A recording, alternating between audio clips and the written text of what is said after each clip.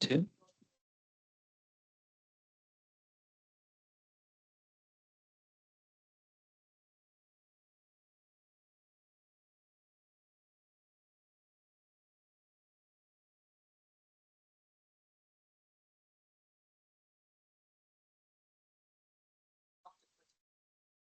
In fact, so that main question, expertise,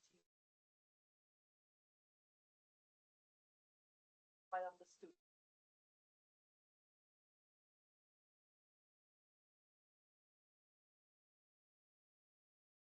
Certainly. 2.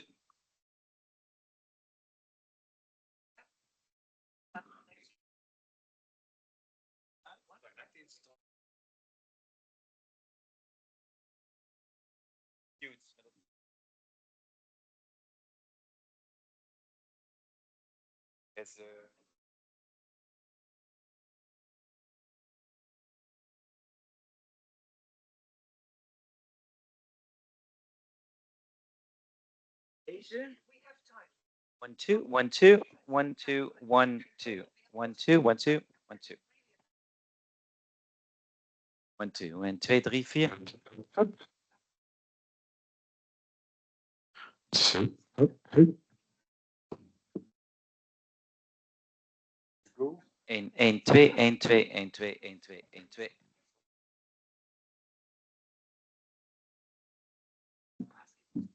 Ja, ik heb het gezien. Yeah, and I will. Oh,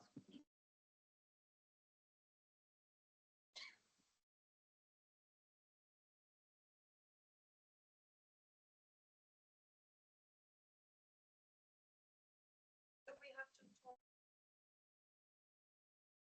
2 1 2 1 2. Yes.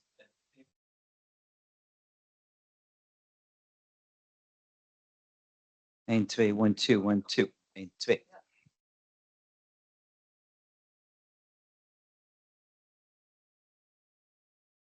1 2 1 2 1 2 1 2.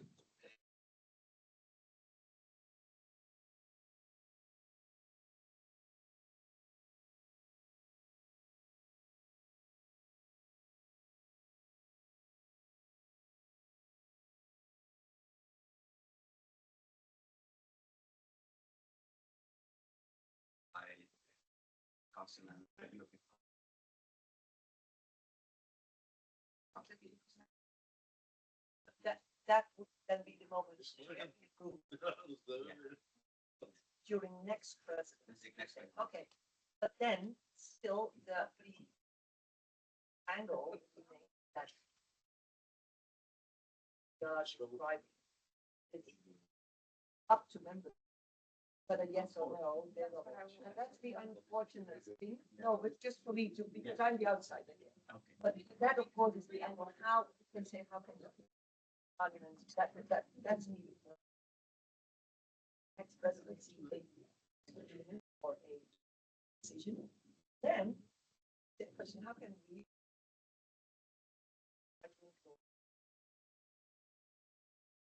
and to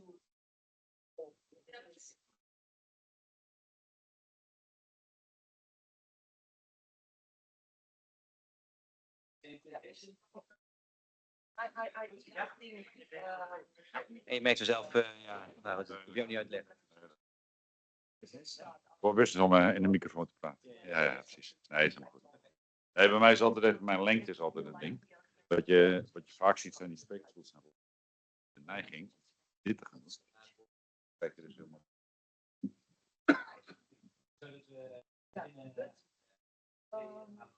yes. Je maakt het voor Ja.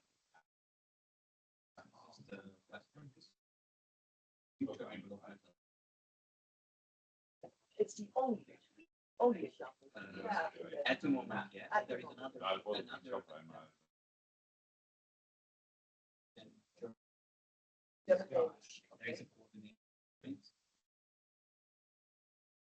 But it's great. habit. And the other hand is another habit. Then the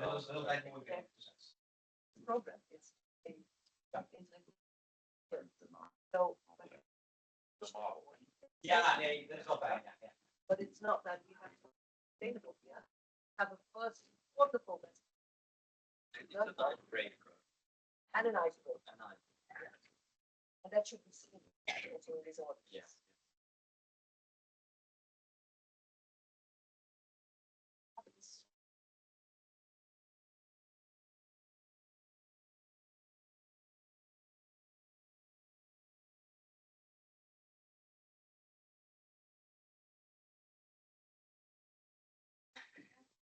Is it okay? You feel comfortable? And it's, I mean, it's your.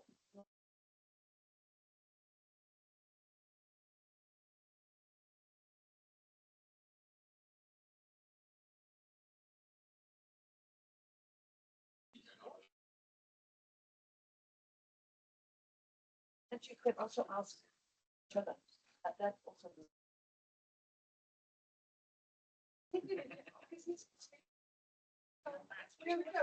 Yeah.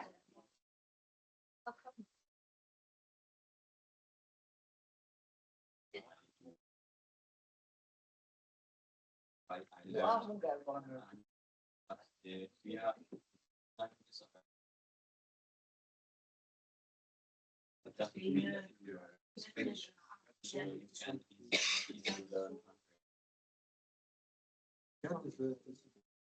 it amazing? This must first Hungarians and see. The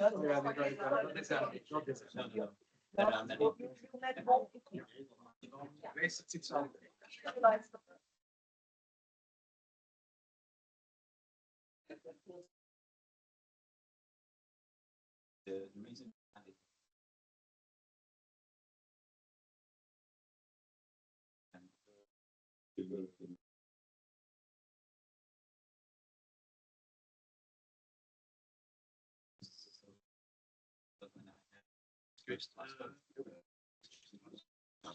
to do best, which meant for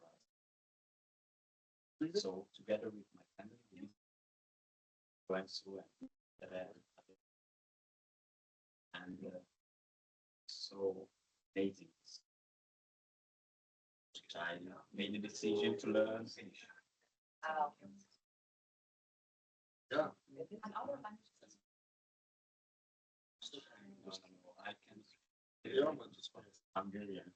The others are just some things. Oh, but Finnish and what else? French, English.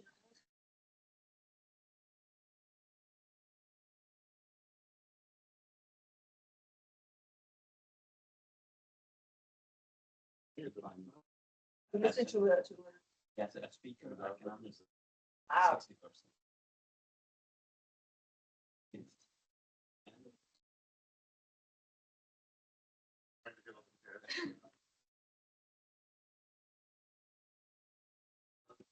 Same one. He translates locals from. Yeah.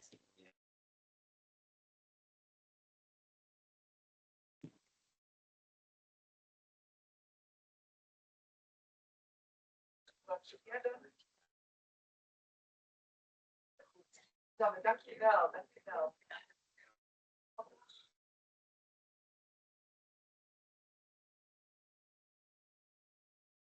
Two, 1, 2. Yeah. Okay.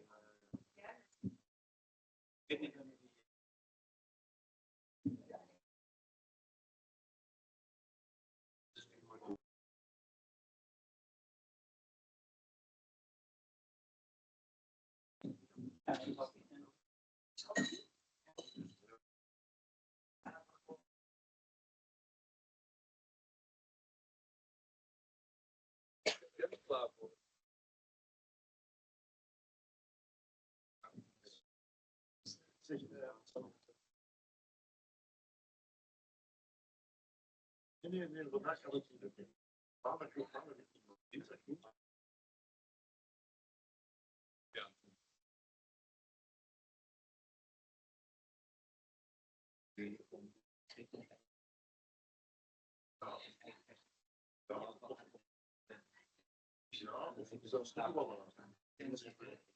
Dus eigenlijk.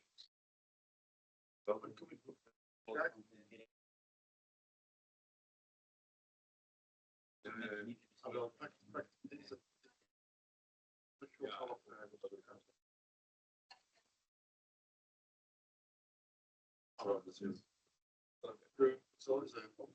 Dan hè.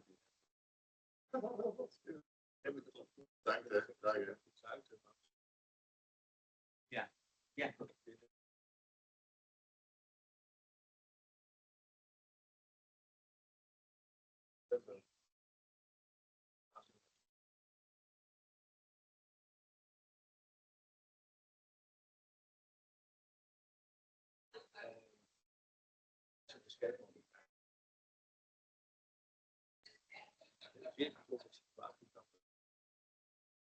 Het grappige is dat de machine. Ja, maar het is eigenlijk de bovenvoor. Dat heeft een vrouw gemaakt. Duitsland en Nederland. Duitsland hier. Maar wel zelf. Eigenlijk gebruikt. Er zijn ook wel een trend voor jullie wellicht. Daar waar je eigenlijk raak je eigenlijk juist tegenop zo. Kijk, dat is goed altijd. Meer gezamenlijk. Alles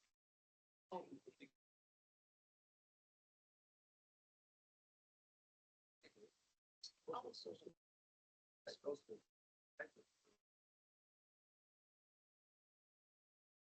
Volop zijn te houden. En dat was heel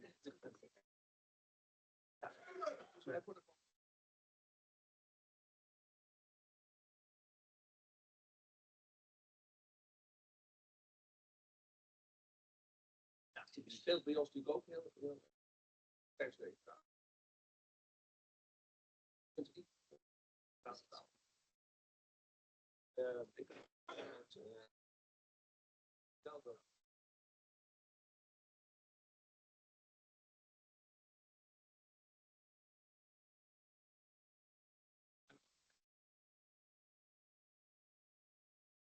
Ik daarmee zou je wel een beetje in.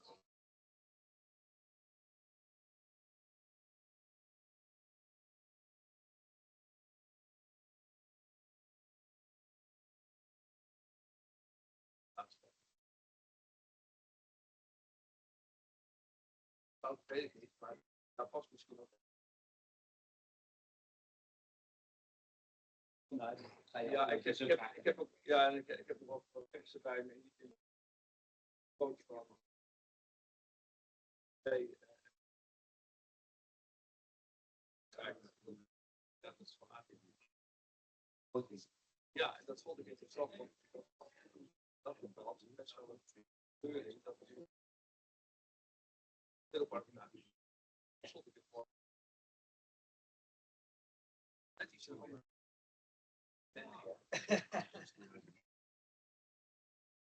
Ja, we komen er wel uit. Ja.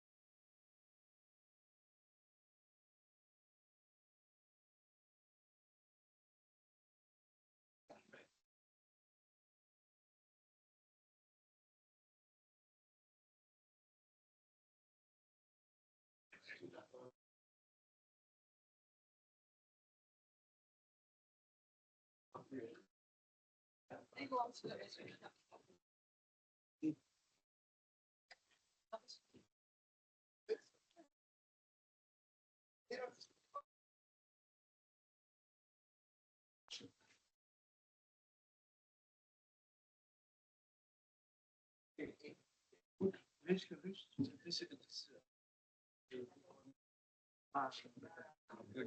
en ik heb het zelf.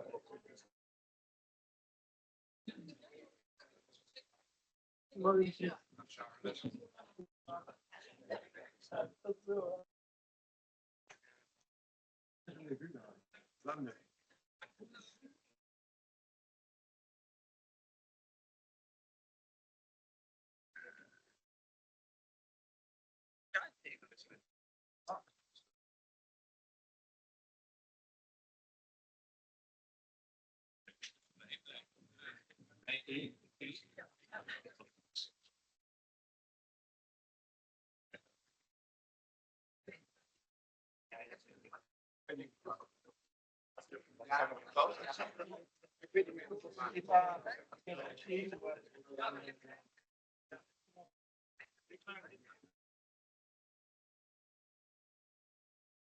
dat vind ik nog. Zeker. Produceren.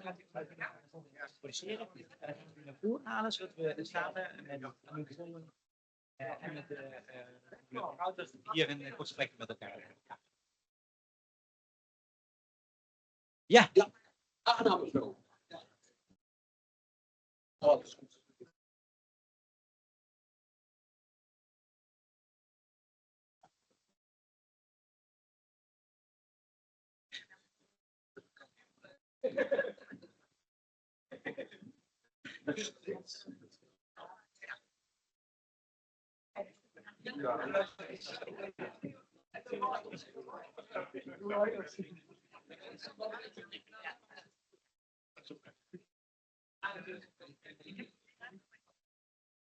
Ja, maar ik had dat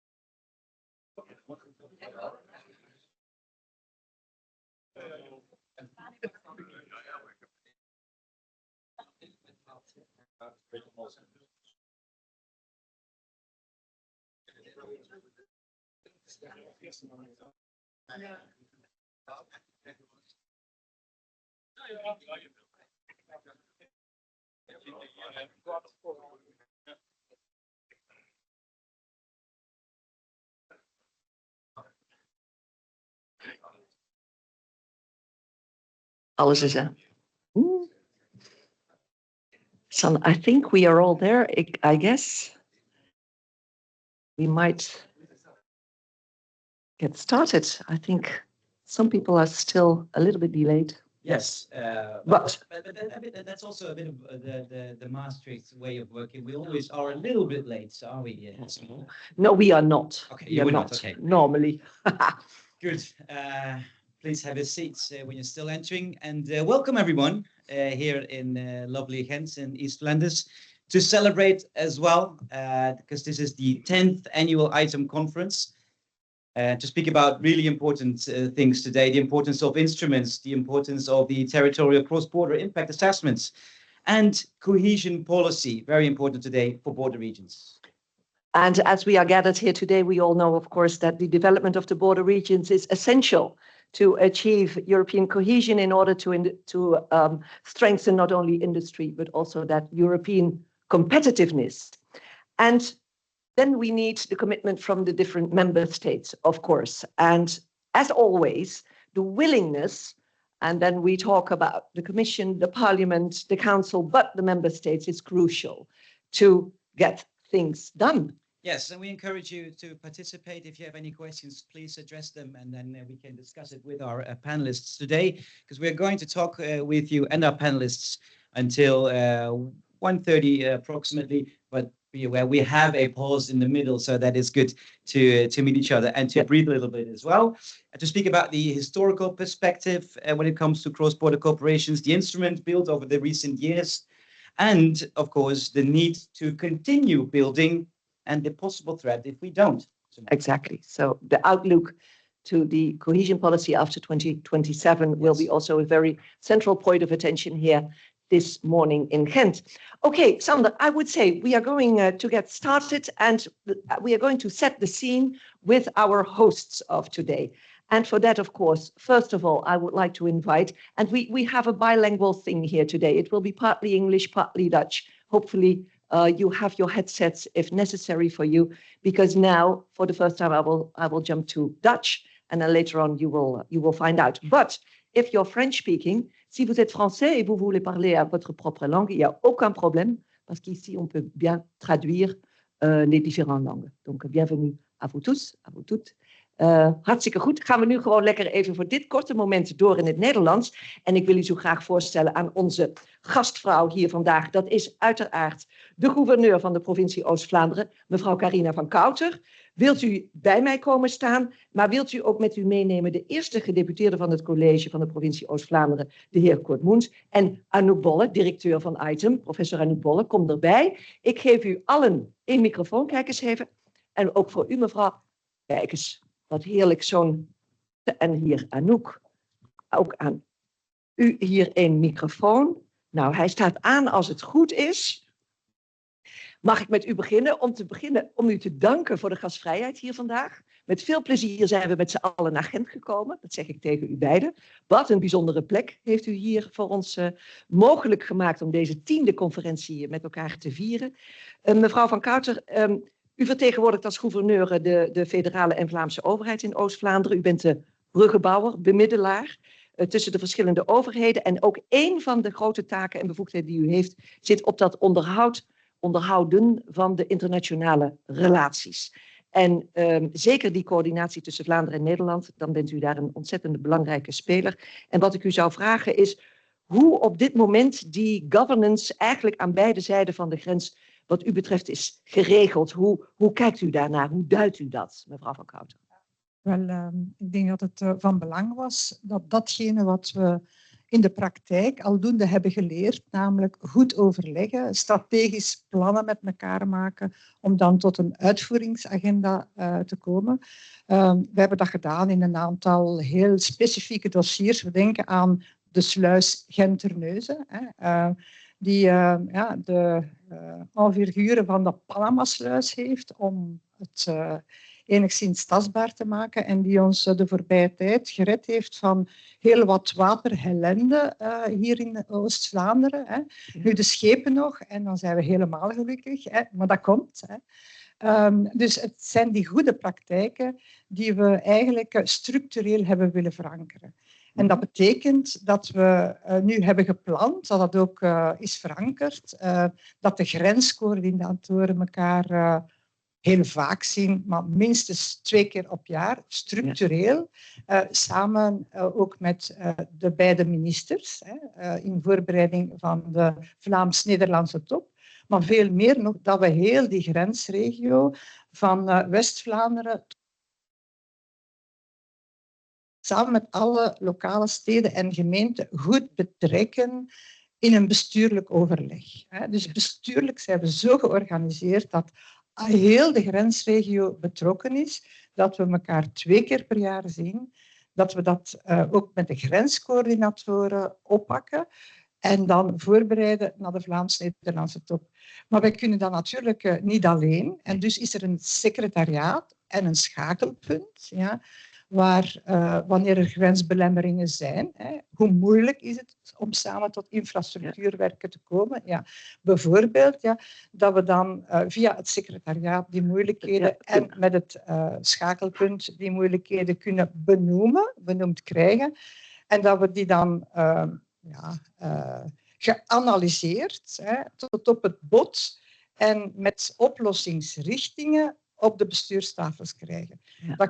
Dat kunnen we natuurlijk alleen maar mits goede ondersteuning van onder meer universiteiten. En dan kijk ik Natuurlijk naar mevrouw Bolle, maar ook naar de Universiteit van Hasselt, die zich structureel heeft geëngageerd om daarmee aan de slag te gaan. Ja. Dus luisteren wat er leeft bij alle steden, gemeenten, provinciebesturen. Ja. De problemen oppakken, ermee aan de slag gaan, goed analyseren, Ja. oplossingsrichtingen uitwerken, ondersteund door universiteiten, om dan op de bestuurstafels te leggen, Vlaams-Nederlandse top. En daar kan men dan de knopen doorhakken en komen tot oplossing van de knelpunten om echt tot uitvoering. Er staat echt een mooi voorbeeld, hè, hoe je het met elkaar georganiseerd hebt, absoluut. waar je de eventuele problemen echt geadresseerd krijgt, maar ook dat mensen elkaar kennen. Want aan het eind van de dag is ook dat hartstikke belangrijk. Hè? Dat je weet wie zitten daar, hebben we elkaars taal te pakken en snappen we elkaars achtergrond en problematieken. Zeker. Heel en goed. we hebben elkaars, allemaal, we kennen elkaars gsm-nummer. Ja. Dat is zo gemakkelijk. Als je weet wie er aan de andere kant van de lijn zit. En als die vertrouwensband er is, dan kom je ook veel gemakkelijker tot oplossingen. Ja, ook reden waarom we hier al sedert gisteravond waren en niet deze morgen snel zijn gekomen. Ja. Maar het is om die goede banden tijd. en ook informeel met elkaar in overleg te gaan, zodat we eigenlijk niet meer zonder elkaar kunnen. Want er zijn zoveel kansen in die grensregio's, we laten daar zoveel liggen. Hè, als we gewoon naar de cijfers kijken. De Europese Commissie heeft dat laten berekenen. En dan zien we dat we eigenlijk, als we kijken in de grens tussen Nederland en Vlaanderen, dat we daar 13% laten liggen van het bbp. Mochten we dat oplossen, dan hebben we gelijk het begrotingstekort. Gedicht. Ja, voilà. Hadden we, dus, en 13, laat het een geluksgetal zijn misschien, in plaats van een gemiste kans. En laat ons zeker aan de slag gaan om daar mee door te gaan, mee voor te gaan, beter te doen. We hebben hier de ruimte. We hebben nu ook de kennisinstellingen aan onze zijde, de bereidheid om samen te werken en tot oplossingen te komen. En de voorbeelden zijn echt legio in deze regio, het rijmt bijna. Maar gewoon het feit dat we naar Noordzeepoort kijken, is er een beter voorbeeld. En dat voorbeeld... Plekje 30, en we zijn samen doorgestegen naar de derde plaats, wat de havens binnen Europa betreft, qua toegevoegde waarde. Maar we willen dat ook zo houden en we willen nog beter doen. En dat ook uitdragen. Absoluut. En de goede voorbeelden die we hier opdoen, hoe mooi zou het zijn als we het naar andere grensregio's in Europa kunnen vertalen. Hè? Dat goede voorbeeld ook gevolgd kan worden, omdat het goed gefundeerd en geassessed. Kurt Moens, eerste gedeputeerde van het College Provincie Oost-Vlaanderen. U heeft de bevoegdheden zoals financiën, goed bestuur, communicatie. Bent ook buitengewoon, eigenlijk wikt en weegt u in uw advies wat goed bestuur nodig heeft. Nou, dan bent u hier ook op een fantastisch podium hier vandaag, want dat zoeken we hier nu al jaren, van wat is de goede vorm. Even over het industriebeleid. Hè? Daar gaan we vandaag nog zeer over spreken.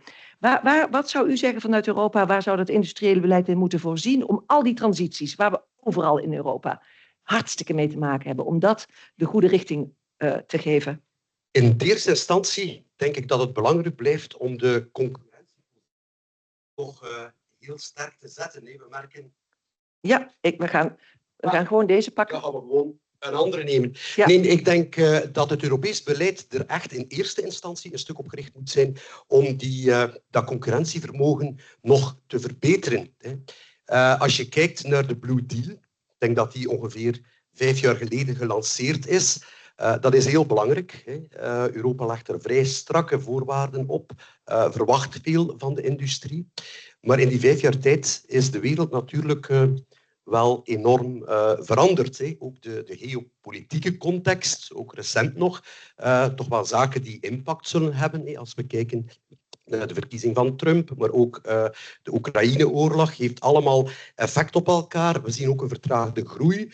We zien ook minder productiviteit. Dat zijn zaken die we moeten meenemen.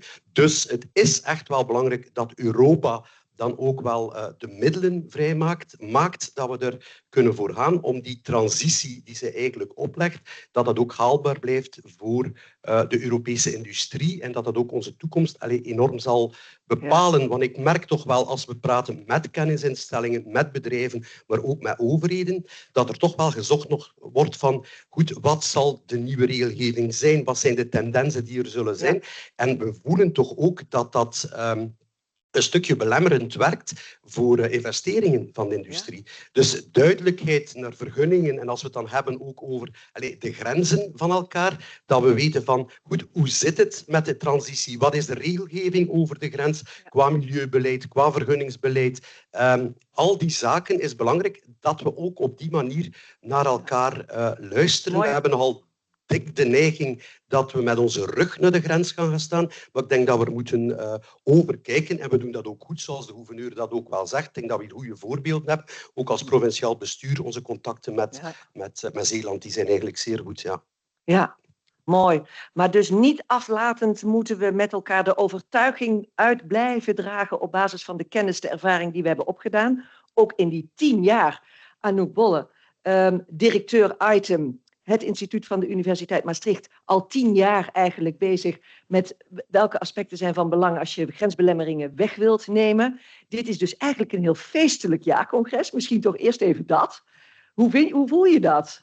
Voelt dat ook echt zoiets van, het is de 10e? Ja, voor ons is het echt een feestje. We vieren inderdaad 10 jaar item. En als we kijken waar we begonnen zijn en gestart zijn en hoe dit gegroeid is en hoe we in samenspraak inderdaad de kennis kunnen delen, overdragen en uitwisselen.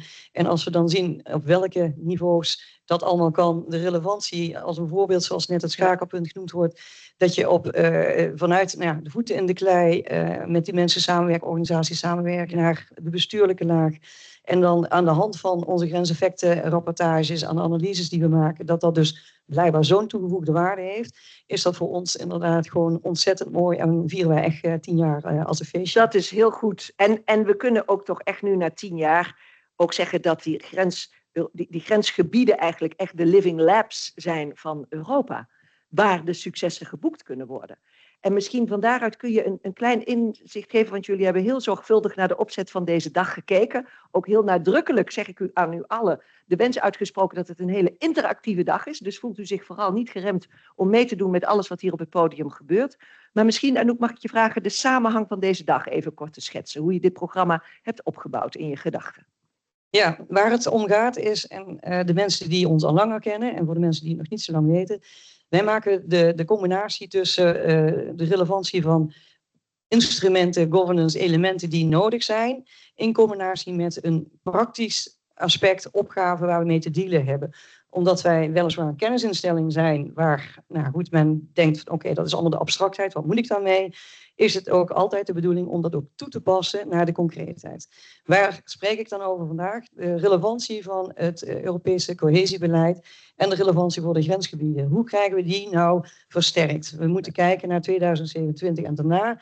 Hoe kunnen we nou bewijzen, hoe kunnen we de toegevoegde waarde laten zien en de kracht van de grensgebieden, hoe kunnen we die laten zien? We weten met z'n allen dat er problemen zijn en zaken die opgepakt moeten worden. Maar de kracht zit er nu in om te laten zien en bewijzen wat zijn nou de data, wat heb je daarvoor nodig? En dat bestaat enerzijds uit instrumenten. Dus we gaan het vandaag ook hebben over territorial impact assessments. We hebben onze eigen grenseffectenanalyses die we gebruiken. Maar we kijken ook heel concreet naar voorbeelden als instrumenten als zodanig. En wat betekent dat dan als we naar de geopolitiek kijken? Want we proberen het in het totale plaatje te kijken. Context. Context. En dan komen we inderdaad bij de versterking van concurrentievermogen. Dat willen we voor Europa bereiken. We kijken naar van een Green Deal naar Industrial Deal, de elementen die erin zitten. Wat betekent dat dan voor die grensgebieden en de kracht van die grensgebieden? En hoe kunnen we dan ook naar Brussel toe, naar een Europese Commissie, Europese Raad en een Europees Parlement duidelijk maken dat ze daarop moeten inzetten? En daarin moeten wij die zaken vergaren. En dat maakt het dat wij vandaag al die aspecten mee naar voren nemen. Hartstikke goed. Ik dank u alle drie voor dit moment. We hebben denk ik een goede start en richting gegeven aan de dag. Dus u weet wat u te doen staat. Een beetje meedoen. Hè? Niet alleen maar het allemaal over u heen laten komen. Ik dank u. Ga lekker zitten. We zien elkaar nog later terug. Zeker Anouk hier op het podium. Maar dan hebben we alweer van alles meegemaakt. En dan geef ik het nu over aan jou, Sander.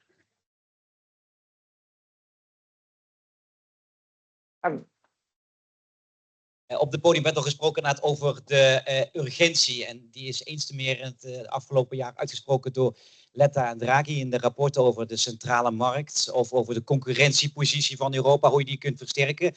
En de urgentie daarvan uitzicht dan nog veel meer in het cohesiebeleid na 2027. Hoe moet dat cohesiebeleid eruit zien dan? En hoe kan dat de regio's, in de grensregio's eigenlijk echt versterken? Dat is tenslotte uiteindelijk een beetje de basis van die versterkte concurrentiepositie. Nederland heeft daar goed over nagedacht. De lokale overheden, regionale overheden, landelijke overheden ook. Laten we dat dan dus meteen onder de loep nemen. Wat dan die visie is juist om die regio te versterken. En te kijken naar de behoeften van de regio. Hoe je misschien wel zelfs in plaats van top-down, bottom-up kunt denken. En dat kan niemand anders beter dan de gedeputeerde van de provincie Overijssel, Erwin Hoogland. Die, als je dan toch hebt over internationale ontwikkeling, geboren is in Duitsland en opgegroeid is in Nederland. Nou, hoe mooi kun je het hebben. Erwin Hoogland. Dankjewel, dankjewel. Even kijken, doet de microfoon het? Volgens mij wel, ja. Oké, ja, ik hoor mezelf namelijk niet. Nee, ik wil eerst graag Item feliciteren natuurlijk met het 10-jarig lustrum wat ze hebben. En ik vind het heel erg bijzonder dat ik hier als eigenlijk iemand die niet uit deze regio komt, maar uit een hele andere regio komt, namelijk een oostelijke regio waar we de grens hebben met Duitsland, zeg maar, om over dit onderwerp met u van gedachten te wisselen.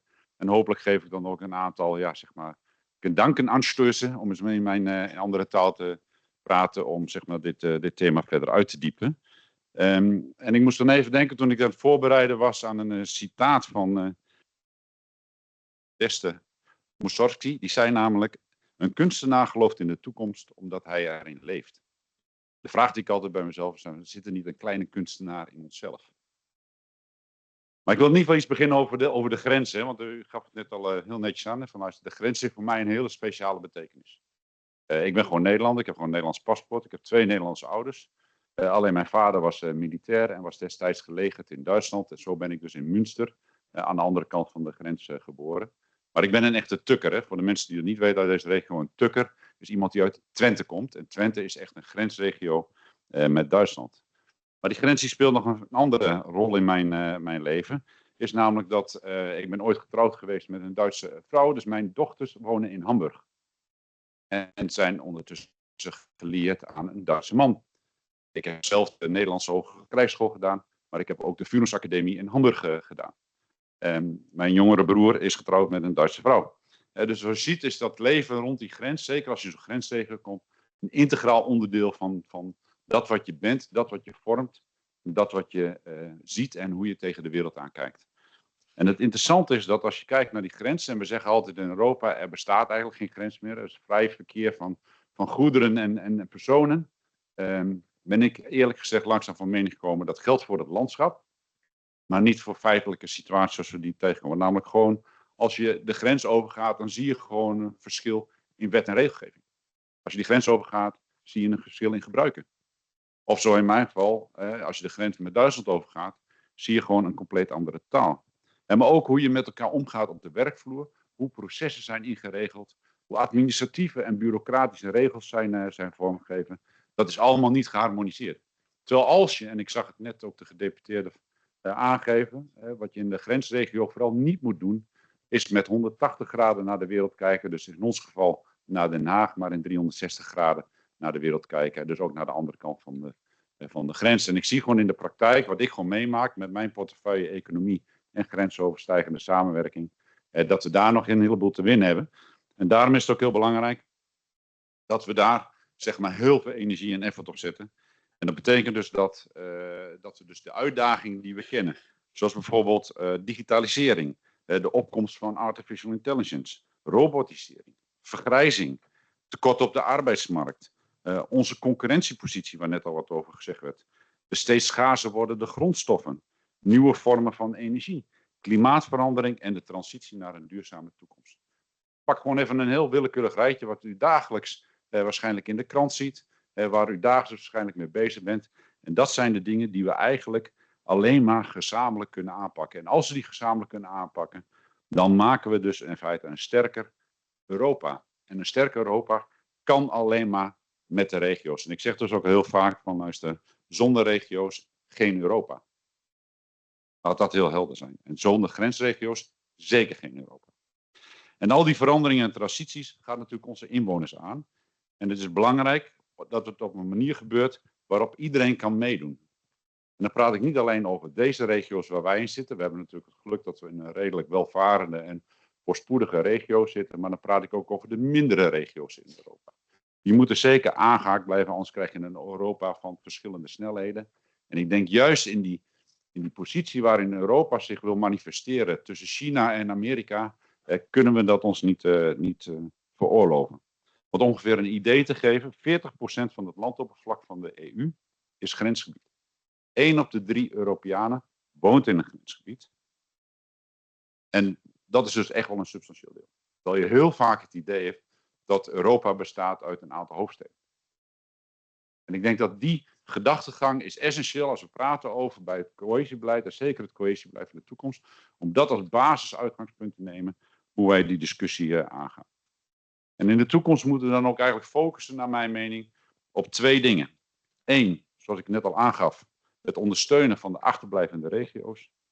Maar 2, net zo belangrijk, het versterken van onze innovatieve kracht en de transitie naar de verduurzaming. Want dan kunnen we in Europa zeg maar, een concurrentiepositie bemachtigen waarbij we wereldwijd ook die concurrentie aan kunnen. En als je dan kijkt naar het cohesiebeleid, dan zie je dat er een aantal kenpunten in staan en die sluiten daar natuurlijk naadloos op aan. De vermindering van de regionale ongelijkheid, het investeren in de infrastructuur en innovatie, het versterken van de duurzame groei, regionale en lokale autonomiteit, het vergroten van solidariteit en samenwerking, maar wel houdt de focus op specifieke thema's. Het grootste risico bij cohesiebeleid, zeker voor het cohesiebeleid van de toekomst, is dat we proberen alles aan te pakken. Dus kies je focus en ga daarvoor als Europa, kies je positie. En dat is dus misschien wel het meest belangrijke uitdaging die we hebben, want ik kom regelmatig in allerlei regio's en dan merk ik gewoon dat doordat de regio's verschillend zijn, er een hele discussie bestaat over die focus. En het mag natuurlijk niet verrassend zijn voor ons dat wij hier in België en in Nederland natuurlijk heel erg belangrijk vinden om met name die high-tech, om daar een push aan te geven. Logistiek daar een push aan te geven. Dus de mobiliteit in Europa belangrijk. Maar ook, hoe gaan we om tussen de verbindingen van het verstedelijk gebied met het landelijk gebied? Hoe gaan we om met de schaarse natuur die we hebben in onze regio's? Dat betekent dus dat we dus daar echt de samenwerking moeten opzoeken. En dat we dus ook echt in grensoverstijgende programma's zeg maar onze energie moeten steken. Denk hier bijvoorbeeld aan Interreg-projecten. We zien dat er gewoon wel een neiging bestaat op dit moment, en dat is ook een grote discussie die loopt rond het cohesiebeleid, is zeg maar om het cohesiebeleid wat meer centraal aan te sturen. Maar juist Interreg-projecten, juist die projecten die wij kennen, die zijn zo belangrijk om die versterking op horizontaal niveau tussen de regio's te maken. Want uiteindelijk moeten we ons wel realiseren dat als je dat centraal gaat brengen, dat je dus zeg maar de noden en de behoeftes die daadwerkelijk liggen in de regio waarschijnlijk niet gematcht worden met dat wat men zeg maar, in de hoofdsteden bedenkt. En daar zit natuurlijk een van de grote uitdagingen. En wat je ook moet zien is dat als je de regio wil ondersteunen en zeg maar vooruit wil brengen, is dat juist die regionale programma's als een hefboom werken financieel. Want elke euro die wij via het cohesiebeleid investeren, en ik heb dat laatst laten uitzoeken binnen mijn eigen provincie, betekent uiteindelijk een €3 investering in de regio zelf. Want elke euro wordt gematcht door cofinanciering, zowel vanuit publieke als private onderneming. En dat is natuurlijk essentieel. Want dat geld hebben we gewoon keihard nodig om die stap te maken. Daarbij moeten we wel, dat zeg ik al, een van de basis is die we daarin hebben, is het partnerschapsprincipe, noem ik dat maar even zo. Ik gaf net al aan, we moeten zorgen dat ook regio's die minder bedeeld zijn, meegenomen worden in het systeem. Maar tegelijkertijd, en dat wordt wel een uitdaging, moeten we ook durven investeren in samenwerking tussen regio's waar het wel goed gaat. En de neiging in Brussel is om alleen maar naar het eerste gedeelte te kijken van hoe krijgen we de mindere regio's mee. Zoals je juist praat over bijvoorbeeld semiconductors. Praat over medtech. Praat over planologische innovatie. De problemen liggen daar veel groter in juist die ontwikkelde regio's. Dus wees niet bevreesd om ook projecten aan te gaan waarbij je dus wel de vooruitlopende regio's aan elkaar verbindt en daar die stappen in te maken. De uitdaging daarbij is wel, want je ziet een andere tendens ook op dit moment in Brussel, is dat er men aan de ene kant roept van ik wil een vereenvoudiging van de regelgeving. En waar ze dan in feite op insteken, is wat ze noemen performance-based. Wat eigenlijk niet anders wil zeggen dan van, nou luister, je creëert mijlpalen en je creëert doelstellingen en daar moet je dan over rapporteren. De ervaring die ik heb met het MKB is dat zij niet zitten te wachten op een extra rapportagesysteem. Dus de vraag is, en de ervaring die wij hebben, van ja, het zou kunnen in bepaalde projecten, bepaalde programma's, maar geef aan de andere kant ook de ruimte en de mogelijkheden om te experimenteren in innovatie. Want een van de uitdagingen bij innovatie is dat het wel eens verkeerd kan gaan. Als je nou een zwak punt hebt van overheden, is dat wij niet zo risicobereid zijn als het gaat om het investeren van het publiek geld. Wel, als je wel voorop wil lopen, als je wel die frontrunner wil zijn op het innovatieve gebied, dan moet je durven risico's nemen. Dan moet je durven fouten te accepteren. En heel mooi, ik kom een van, dat kennen we allemaal, Albert Einstein, een van onze grootste genieën die we ooit gekend hebben. Zijn sterkte was, dat gaf hij zelf ook toe, dat hij in zijn leven heel veel mislukkingen had gehad.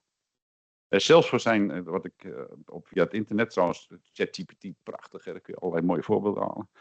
Zag ik dat hij zakte voor zijn toegangsexamen voor de technische school waar hij wilde studeren. Albert Einstein. En hij heeft er later ook altijd gezegd, en dat is een quote die hij dan wel heel bekend is waarschijnlijk bij de meesten van ons. Failure is a success in progress. En als ik kijk naar Brussel en ik kijk naar de Europese Unie, dan zit daar een uitdaging. Wil je voorop lopen, moet je risico durven te nemen. Moet je durven accepteren dat er fouten zijn. Maar dat geldt niet alleen voor Brussel. Dat geldt op nationaal niveau, dat geldt op regionaal niveau voor mij als provincie en dat geldt op lokaal niveau.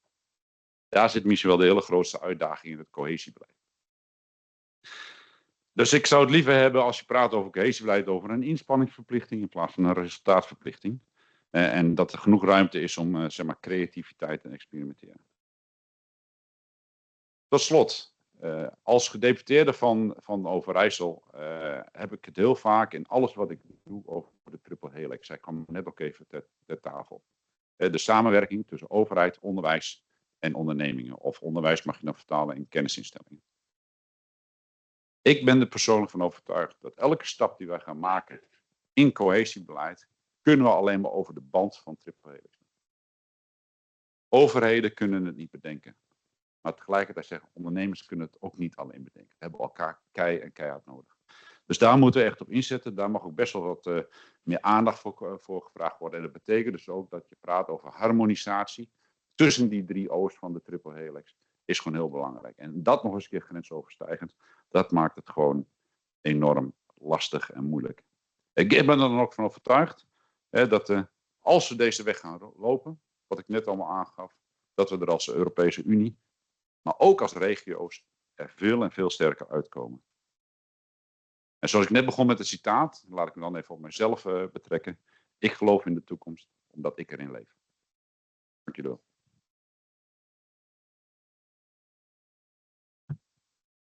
Blijf toch even staan, want misschien zijn er toch nog even vragen uit het publiek. En wel interessant en bemoedigend dat u ons ook nog eens aanmoedigt om failing forward, dat eigenlijk voor iedereen in orde is. We mogen inderdaad met elkaar fouten maken. Een mooi voorbeeld dat u daar stelt.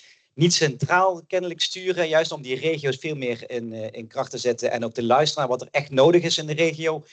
Investeren, verduurzaming en zonder grensregio's geen Europa. De Living Labs is al een paar keer voorbij komen. Mooie termen die daarbij horen. Opmerkingen of vragen wellicht nog uit de zaal naar aanleiding van de eerste opening van Erwin Hoogland. Wellicht, ja, dan kom ik bij jou. Jacqueline, ik kan in deze zaal misschien ook nog wel hardop spreken, maar het is makkelijker om met een microfoon te doen. Dankjewel. Dankjewel. Mooi verhaal, dank u wel voor de bijdrage. De triple helix samenwerking is natuurlijk een begrip wat al jaar en dag bekend is, waar we ook al lang mee werken. En ik vind het heel goed om het weer terug op de agenda te zetten en actief terug op de agenda te zetten. Mijn vraag is wel, wat is het verschil met 10 jaar geleden en het toen te positioneren als zijnde dit is de manier om het samen te doen en de dag van vandaag? Dat is een terechte vraag. Kijk, ik zeg altijd zo, het duurt altijd voordat een concept echt gaat landen in de maatschappij. En wat ik dus nu zie, in vergelijking met een tijd geleden, is dat in het verleden spraken we heel vaak in allerlei concepten erover. Nu doen we het concreet. Als ik bijvoorbeeld praat vanuit mijn regio, hebben wij een programma dat heet via onze regionale ontwikkelingsmaatschappij OostNL, Think East. Daar zitten ze gewoon daadwerkelijk ook aan tafel en vertegenwoordigen een achterban. En daar wordt een gemeenschappelijk actieplan erop gezet. De gemeenschappelijke uitvoeringsprojecten worden daar aangelopen. En dat gebeurt er daadwerkelijk. Waar we nu mee bezig zijn in het oosten van Nederland, dus dat doe ik samen met Gelderland, met mijn collega van Gelderland, is ook zeg maar, over de grens heen met Noord-Rijn-Westfalen en met Niedersachsen, om ook dat soort programma's op te zetten. Dus je ziet dus een verbinding die er al was, bijvoorbeeld tussen de Universiteit Münster en de Universiteit in Twente en de Radboud Universiteit in Nijmegen. Zie je dus nu ook dat de ondernemers aangehaakt zijn. En we zien dus dat er veel meer momenten komen waar ondernemers, onderwijs en overheid echt hand in hand zeg maar, problemen gaan tackelen. En dat is het grote verschil. We spraken er veel over en ik zie het nu concreet gebeuren. Waar ik nu wel een klein beetje zeg maar, een soort disclaimer wil maken is dat vaak wordt het ook gezien als zeg maar, de mogelijkheid om zeg maar, aanspraak te maken op fondsen en op financiële ondersteuning. Dat is in mijn ogen de verkeerde drive. De drive moet zijn is dat je juist door die triple helix te omarmen en ook echt die uitvoering neer te zetten, dat je ook echt de verschillen kan maken. Dat moet je drive zijn. En ik zie wel vaker dat de drive net andersom is, omdat dan gewoon de overheid zegt, hey, dat is makkelijk, ik heb maar een budget van 10 miljoen, nou weet ik dat een beetje bij elkaar te schrapen, heb ik in één keer een budget van 20 miljoen. Dat is de verkeerde drive. Het moet gaan over gemeenschappelijke doelstellingen, gemeenschappelijke uitvoeringsprogramma en uiteindelijk ook daadwerkelijke realisatiekracht. Yes. Thank you very much. Ik ga even door naar Martin Oemfried. Ja, nu begint in Brussel het grote lobbyen voor de tijd na 27. Is het überhaupt mogelijk dat ook bijvoorbeeld in het comité van de regio's een soort lijn wordt gevonden voor deze lobby, dat de regio's echt met elkaar iets kunnen betekenen? Nou, heel blij met deze vraag.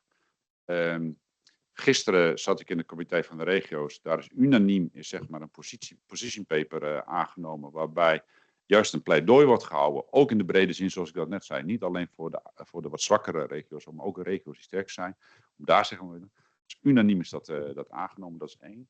Eergisteren zat ik in een groep zeg maar, regio's die zich gevonden hebben. Dat noemen ze de Power Regions. Dat geeft wel wat kracht als je dat zelf zo noemt. Dus de vraag of de rest dat ook zo ziet. Maar daar is ook een declaration is daar aangenomen, waarbij zowel op die manier zeg maar, politiek druk wordt gezet op de nieuwe commissaris en natuurlijk van der Leyen. Maar wat je ook ziet is dat wij individueel in de regio's lobbyen met ons nationale niveau. Juist dat cohesiebeleid en juist dit punt naar voren te brengen. Want als er een moment is om te beïnvloeden, dan is die nu. Volgend jaar komt het meerjarig financieel kader komt er op de agenda. En daar moet je ruimte reserveren voor het cohesiebeleid en wat daaraan vastgekoppeld is. De bekende programma's zoals Interreg, I3, nou pak het hele rijtje maar op die we allemaal heel goed kennen. Als je dat niet doet, dan ben je te laat. Probeer niet in 2027 de wereld te veranderen. Nu moeten politieke acties zijn. Nu moet er ook actie vanuit alle entiteiten, dus ook onderwijsinstellingen, ook ondernemers. Er gebeurt ook op dit moment niet meer voeding voor. Veel dank. Zometeen komt ook het comité van de regio's. Zullen we er ook nog uitgebreid bij stilstaan over de rol die zij daarin kunnen spelen. Veel dank voor uw toelichting op de visie op dat cohesiebeleid na 2027. Erwin Hoogland, dames en heren. Dank u. And now I'm going to switch back to English on topics like European integration and cohesion policy. Where do we stand right now? Because I would like to introduce you to Professor Dr. Birte Wassenberg to explore the situation of border regions through her historical lens as an historian, obviously. Because border regions are, as stated many times already, the living labs of European integration, where cultures, languages, and markets converge, but also where the national legal and administrative systems can clash. Now, are these border regions still receiving the attention they deserve? That is maybe the big question to be addressed by Professor Dr. Peter Wassenberg. Give her a round of applause.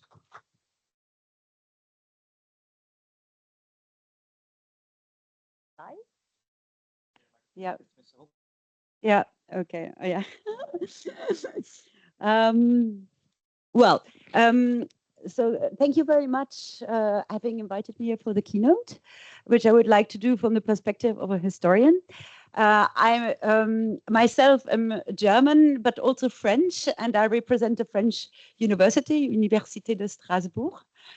So you I would like you to allow me to say just one or two sentences in French.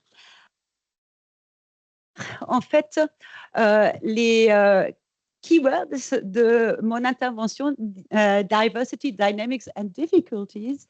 En fait, j'ai pensé, j'avais parlé avec Martine Winfried hier, et j'ai pensé qu'est-ce que je pourrais trouver comme fil rouge pour retracer l'histoire de pas de la coopération territoriale, mais de la coopération transfrontalière. Et jusqu'en 47-48, la France avait une idée sur l'avenir de l'Allemagne qui était marquée par 3D. Dénazification, désindustrialisation et démembrement. Ça ne s'est pas réalisé, mais j'ai pensé qu'est-ce que je pourrais trouver comme 3D pour l'histoire de la coopération. Diversity, dynamics, and difficulties, I think more positive words than the French had used for the future of Germany. And I would like now to take you through the history, but of cross-border cooperation in Europe, because the terminology of territorial cooperation has been more or less only introduced when the European community starts to get interested in cross-border cooperation, and when they introduce the Interreg programs and they link it with a cohesion policy. Before that, cross-border cooperation was actually called cross-border cooperation. I personally prefer this because it means the essence of it is that we have to cross a border. Territorial cooperation, the border has disappeared, and I think it's an error because the border is still there. So I would like to come to the first part. I was told I can only use 4 slides or 3 slides. So this is very difficult for a university professor to only use not that many slides. But in fact, when we come to the first slide, please. Here you have I would now like to talk in the first part about the diversity of cross-border cooperation.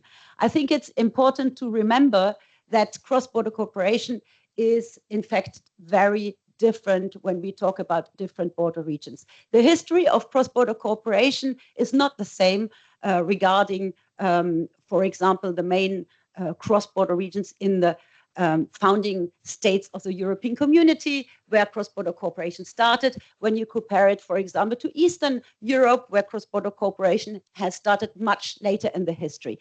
And the diversity is also linked to the specificities of the regional history, not only of national histories, but also of the regional histories. Can you move to the next slide, please? So this, to illustrate the diversity, since we are in your border region, I took the map of the Mission Opérationnelle Transfrontalière, which indicates the Benelux states and their cross-border cooperation, which you can see here. But I also put 3 more pictures of cross-border regions. One which was the first cross-border region to have started the institutionalization of cross-border cooperation, which is the Euregio at the border between the Netherlands and Germany. And that was a cross-border cooperation already initiated in the 1950s.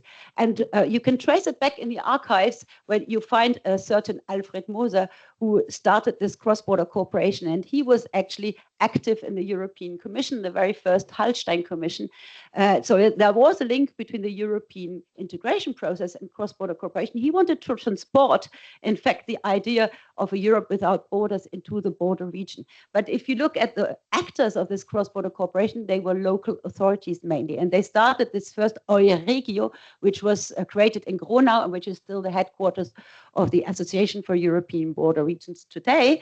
And then I put the second picture of my cross-border region, which is the Upper Rhine region, where you can see the second Euregio, which is the Regio Basiliensis, which was created between in Basel in the Dreiländereck between France, Germany, and Switzerland. Very interesting to see here that we have a cross-border cooperation around the town of Basel in Switzerland, which is not, and Switzerland, as you know, has not participated in the European integration process. And the start here was motivated by economic actors who wanted to expand the town of Basel, but it still participated in some way also to the Franco-German reconciliation process, because when you look at the date of the formation of the Regio Basiliensis, it was in 1963, and that's exactly the same date as the Franco-German Treaty of Élysée, the Friendship Treaty. But here you can also see how difficult cross-border cooperation is in practice, because we have a bottom-up process, and the so-called scars of history, the borders, are sometimes much more painful in the border regions than between the national states.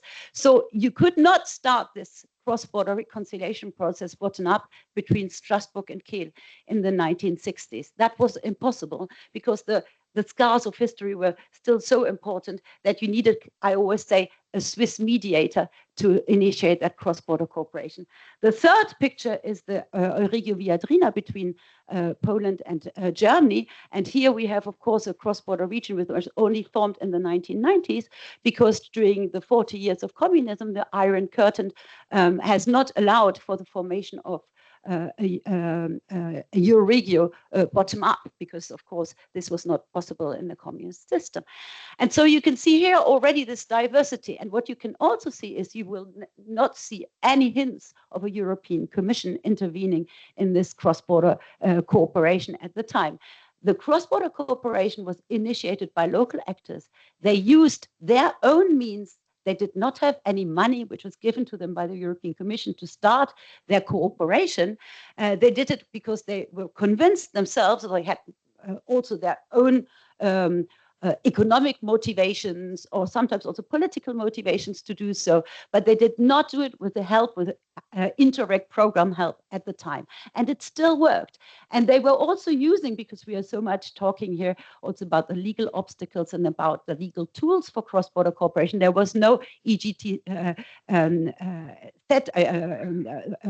legal tool given by the European Commission at the time to create a legal basis for cross-border cooperation. It didn't exist at the time. So what did they do to do cross-border cooperation? They were using private law. They created associations, because this was the only possibility that they could do what Martin Klatt and myself have designated as small foreign policy.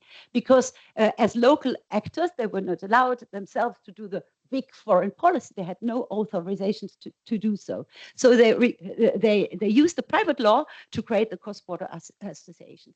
And they were very successful in building at the same time cross-border institutions and a good functioning cross-border cooperation, which was efficient also in terms of projects. They were creating already transport facilities across the border. They were even having also ideas on the cultural level to create, for example, in our border region, we had the idea of a European Europaschule in Basel, which already exists in the 1960s. They didn't need any help from the European Union to do this. And even the Viadrina, which was created when the European Community has already initiated the Interreg programs, the Euregios that were created in Eastern and Central Europe from 1990 to 1993 were mainly bottom-up Euroregios. They were done also with the willingness of the local actors. What they wanted to do is they wanted to be able to show themselves as good pupils for the future European integration into the European Union. Because as you know, it took like 10 years from 1990 or even more to 2005 for them as member states to be integrated in the European Union. But at cross-border regions, they could already participate and they could already work together with their neighbors. And they did so. And they did it spontaneously, and they did it they were also convinced about the necessity to work across the former Iron Curtain to do another process of reconciliation. So you can see diversity in terms of a geographical diversity, but also historical diversity, points in history, very different when you talk about different border regions. You can look, for example, at the border between Germany and Denmark. Here, the problematic situation of minorities on one side and the other of the border has actually prevented this border region from cooperating bottom up for a long time. They had to also wait until the 90s, although there was no Iron Curtain between the Danes and the Germans, but there was mutual mistrust, and which made it very difficult in that border region to initiate a cross-border cooperation. Whereas if you look in the Nordic countries of Scandinavia, the so-called Nordic cooperation didn't even need any cross-border tools. It started from the 1950s with the help also of the national states, and they have developed many cross-border projects. They did not even need to be members of the European Union. So that's the diversity, which I think we always have to bear in mind, because even today we still have this diversity. If you look in the Balkan regions, there are certain members of the Balkan region which are not yet members of the European Union, but they still have started also on cross-border cooperation. They have started on a cross-border reconciliation process also between themselves and between their neighbors, partially already members of the European Union, like, for example, Croatia. And here again, we have this dynamic situation and these different levels of cross-border cooperation, les échelles, on local, regional, national, European level, and also the different points in history, different timelines of cross-border cooperation. I think that's very important to bear in mind. Now, if I come to the second slide, that's about the dynamics. And yes, we can say, the next slide, please. So when we go to the dynamics, I would say it is true that the dynamics into cross-border cooperation in Europe were brought together with the Interreg programs. But I always say also, I'm a specialist of the history of the Council of Europe, that the first European actor to be interested in cross-border cooperation was not the European Union, but the Council of Europe. Because in 1980, the so-called Madrid Convention gave the cross-border cooperation a legal framework, even though it was only not really easy to put it into practice, because it's international law, so you have to transpose it into the member states, and they have to do bilateral agreements. But still, the 1980 Madrid Convention gave a signal to the border regions in Europe that yes, the European institutions were interested in cross-border cooperation and were interested to help cross-border regions to engage in cooperation with their neighbors. This was the specific achievement of the Council of Europe. And it was only possible, I think, because the Council of Europe recognized border regions as actors, political actors contributing to European integration, which the European community at the time didn't do. For the European community, the regions were only economic units that you had to give funding to in order to have an equilibrium in economic development, regional development. They did not recognize the political character of regional authorities, that they could also contribute to Europe. That was done later, at the beginning of the 1990s, and that was the Jacques Delors Commission, which enabled border regions to participate in the so-called single European market. And the single European market was Jacques Delors' main project. He wanted to have this free circulations of goods, services, capital, and people. And the Commission suddenly became aware that, well, wait a minute, if we want this mobility, that's where the border regions suddenly became a focus for the European Commission. Here we have to test it. And here maybe we can have these laboratories of European integration and mobility. You can't test that in Paris or in Berlin. Impossible. You have to do it at the borders. And so they were thinking about a possibility to associate the regions to that implementation of the single market. And that's why they introduced into the regional policy the so-called Interreg programs. But attention, please, when it was done at the beginning, it was only a small addition to the regional policy. It was not even an objective of the regional policy, because they were careful. It was a new field for the European Union to associate the local and regional actors. Don't forget 1990, we don't even yet have the Committee of Regions. It doesn't exist. So there's no regional voice in Brussels to make the regions or the towns and cities in Europe participate to European integration. And this cross-border program was a kind of testing idea of the European Commission, and they didn't even, I think themselves, they were not aware of how successful it would become, this Interreg program. It was very easy. Give the regions 50% of funding, and then they have to add 25% from each side of the border, and then let them propose their projects. And let's us define together with the member states and the European Commission priorities. The only problem of the Interreg programs, which started in 1990, was that they were linked to the economic project of the European Commission. So the idea was always there had to be this economic surplus value. So from the start, they wanted to finance big projects in terms of financial input, in terms also of infrastructure, transport. Economic development was essential. And this is something that has been kept for the Interreg programs. And in my opinion, was always a little bit an error, because the European Union in general always too much focused on the economic development, neglecting sometimes also the fact that when you cooperate across the border, you also engage on the people and their cooperation, on the cultural cooperation, on the European idea, on the identity. And that was a little bit neglected in the Interreg program. So you can see here the development. This is again a map of the Mission Opérationnelle Transfrontalière, which you can find in our critical dictionary on borders, European integration, cross-border cooperation. You can see the development of cross-border Interreg projects from 1990 to 1921.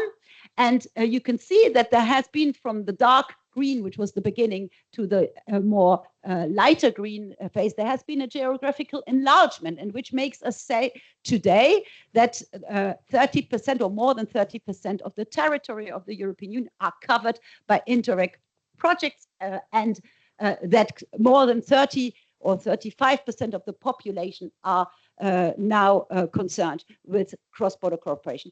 So the critics can no longer say, well, this is at the margin of the European Union, what you're doing in your cross-border regions. It doesn't really concern the European Union. Well, it does, and it has been very successful. There have been 6 generations of Interreg programs. And what has Interreg actually contributed in historical terms to cross-border cooperation?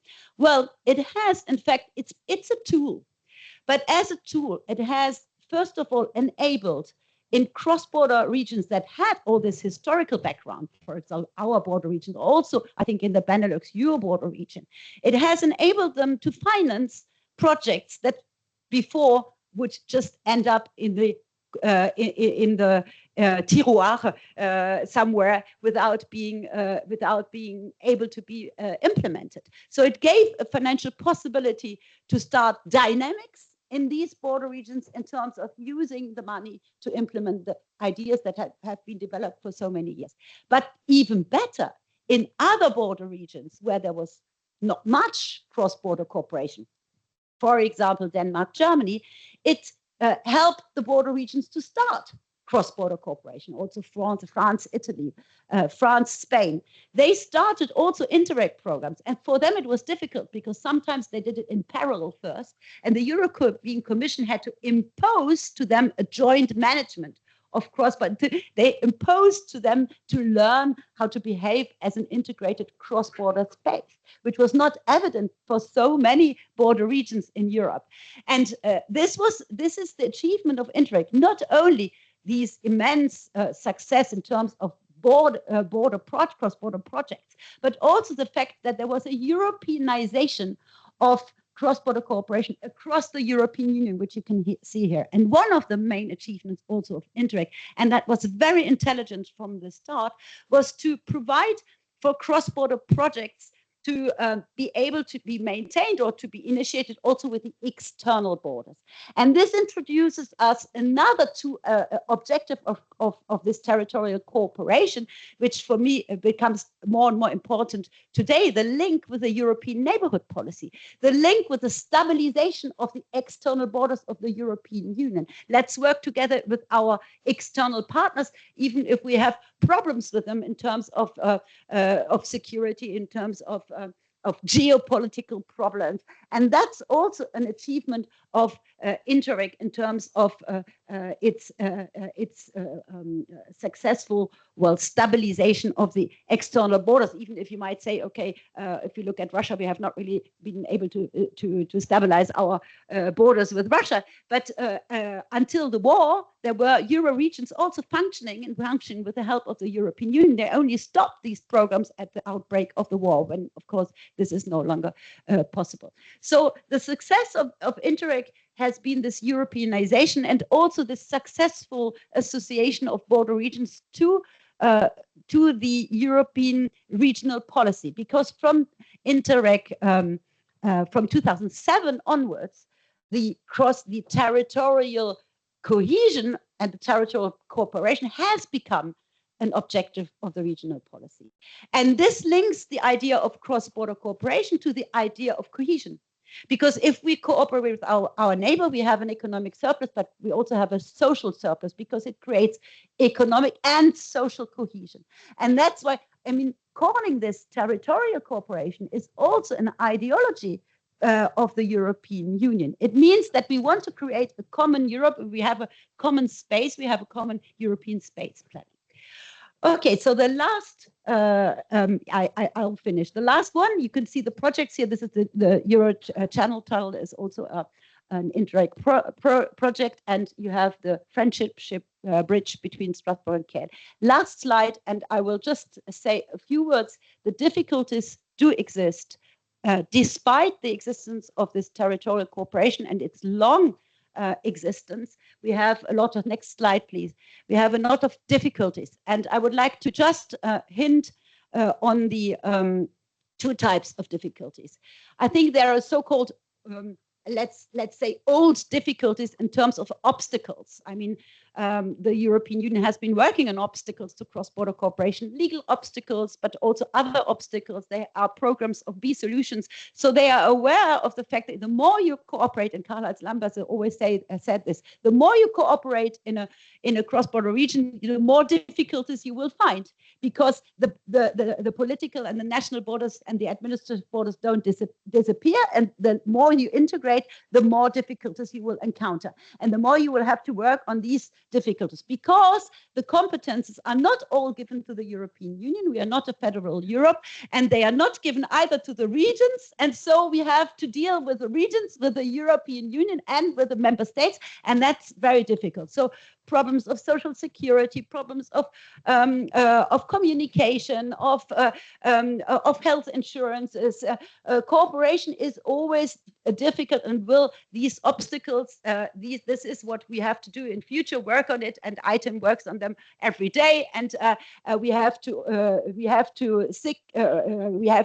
put a signal towards the national states and towards the European Union. The cross-border mechanism is also an idea to deal with these obstacles. But there's a second type of difficulty, which I believe is more dangerous. And we do not really know how to tackle these difficulties. The difficulties of rebordering, not in terms of with border crises, started with the terrorist crisis, then continuing with the migration crisis. Very important. You can see here the rebordering in terms of fences and walls, in terms of making the border a barrier again. And that is very dangerous. COVID was also such an example. The first lockdown was done in a very harsh way and disrupting cross-border life in integrated border regions. And here we are in a much more dangerous arena, because we are in the arena of the extreme right-wing parties, of parties who do no longer believe in the idea of a Europe without borders, who want to say no, we are better off if we close our country. We don't want the stranger, but we no longer so sure is the stranger the terrorist, is the stranger the migrant, is the stranger maybe the one from the other side of the border, maybe the German with regard to the Dutch, who knows, you know. So in our border regions, Strasbourg and Kiel, we have had a lot of aggressions against Alsatian cross-border workers during COVID, and that made us think that maybe the reconciliation process, our ressentiment, has not succeeded that well. So that's much more dangerous. And here we are threatening the foundations of the whole European Union as such. You know, if we want to create borders everywhere, then cross-border cooperation makes no longer sense. And that's different with regard to legal obstacles. It's much more fundamental. And that we have to defend the asset of this Europe without borders. Thank you very much. Sorry if I That was super interesting, and who needs 60 slides if you can do it in 4 slides, but with all your passion and knowledge, and it's a real good historical perspective. Thank you very much for that. I would like to continue with a discussion with Martin Unfried as a senior researcher at ITEM with us. Please join us, Ms. Wassenberg. We have a microphone over here as well. To put it all a little bit into perspective, and also the research you're doing, Martin, together with your colleagues. First of all, just a short reflection on the historical perspective, which I found was really interesting, because we have diversity, dynamics, difficulties, the 3 Ds. I thought that lead to the 4th D, that is maybe development. Do you agree, maybe? Yes, and for me, the word Europeanization was the most important, also of the cross-border cooperation, and also of then regional authorities and municipalities. And there is a certain paradox, I think. We saw it started with the bottom-up approach and without a European Union. And then you could say European Union took over with finances, Interreg. Now we have the first instruments, also EGTC organizations. The strange thing is that when the European Union took over, the member states were a bit, I would say, drawing back, because there are not big funds from the member states for cross-border cooperation. Also, they stopped with you could say, new instruments to do that bilaterally. We had Treaty of Anhalt, for instance, for the Dutch-German side, but that stopped then with the European Union. And there is also a certain danger, of course, because we have now the debate about the future of cohesion policy. If we do not have Interreg programs any longer, I'm not convinced that the member states will take over. I'm also not convinced that they will talk about bilateral legal instruments if the European Union is not capable of coming with them. So yeah, I saw that when I looked into our Euro region, Meuse-Rhine, and Karl-Heinz Lamberts was very long also there, the president. I looked into that, and there was not really a budget. You have a director and you have a small office, but there is no budget in a Euro region to do your own projects, because it's very much dependent on Interreg. Yeah. That is also a bit dangerous. How big is that threat, do you think? Because as an historian, you look back into time, but take us a little bit maybe into the future then. If we maybe we can take the example. Let's take the example of the United Kingdom, because they've left the European Union, and so the Interreg programs, the peace programs, were under threat. And since they are so important for the peace in Northern Ireland, they have actually replaced them. But the replacement is, by long as it appears, not as good as they used to be under with the support of the European Union. So I would say that the threat is there, that member states could take over, but they will only do it if they believe that it is really necessary. And I think in established border regions like our Euros or mine, they are probably inclined to believe they don't need finances. They can try and cope by themselves, and that's really a threat. Yes, that's a threat. So we need those instruments to achieve that cross-border cooperations, like Interreg, for instance. What instruments do you think we need to have to maybe improve that cross-border cooperations? Maybe you can help us a little bit with a slide we have prepared for Martin. Can we check out this? Now on our homepage today, we launched also our cross-border impact assessment and our chances analysis. So you can find there also a paper by Pim Mertens and me, where we looked into what are now at the moment the different instruments that would be helpful. And you can distinguish there, of course, we have then finances. You need very stable, sustainable finances, and we have Interreg, and that is very, very important. We have learned that in some border regions, they only started when there was money from the European Commission. We have took the approach of Dirk Peters, former expert in the European Commission, DG Regio. He has called that a multi-stage rocket, and Pim and me have a bit modified that. You can say there are different instruments in the first place. You need a proper analysis of your own legislation, be it European or national. What are effects on border region if you come with new proposals? And here, our colleague from the European Commission is here, Yanis, and this is the question of impact assessment. Do you really know what are effects of legislative proposals? And then we're talking ex ante then? That is ex ante, yeah. You come, and we have colleagues from the Dutch government. We do that with the Dutch government. That's a very important instrument. Ex ante impact assessment, also for border regions. Financing, I told you, and then we have the big question of multi-level governance and what type of cross-border governance you can establish. And there we have the Euro regions, we have other types of also twin cities or cities at the border directly, Kiel, Strasbourg. And there we can also do a lot. Have innovative ideas of how can you strengthen also Euro regions and the cooperation with respect to the governance. And then we come to the cross-border legal instruments. And then it started from the European Union as a follow-up to all the bilateral treaties where you made it possible for the first time to have also public authorities across the border. Now we have an EGTC regulation where you can have a European cross-border territorial grouping, an organization based on European law. And now we talk about also how to structurally solve legal problems with the tool, what is now called facilitation solution. How can you initiate a process where you analyze border obstacles and then bring them to the political agenda? And there we are together with the Dutch government at the moment in the Schakelpunt pilot, where we try out how to do that. That will be very promising. And then you come even a bit higher, and that was the idea of the European Commission with this famous mechanism proposal, to have a legal tool at the European level to say, two member states, they have different legislation. One member state can accept certain elements of the neighboring legislation if there is a cross-border project. We are not so far because that was blocked in the council, and the member state governments were not very happy with this idea of accepting legislation from the other side of the border.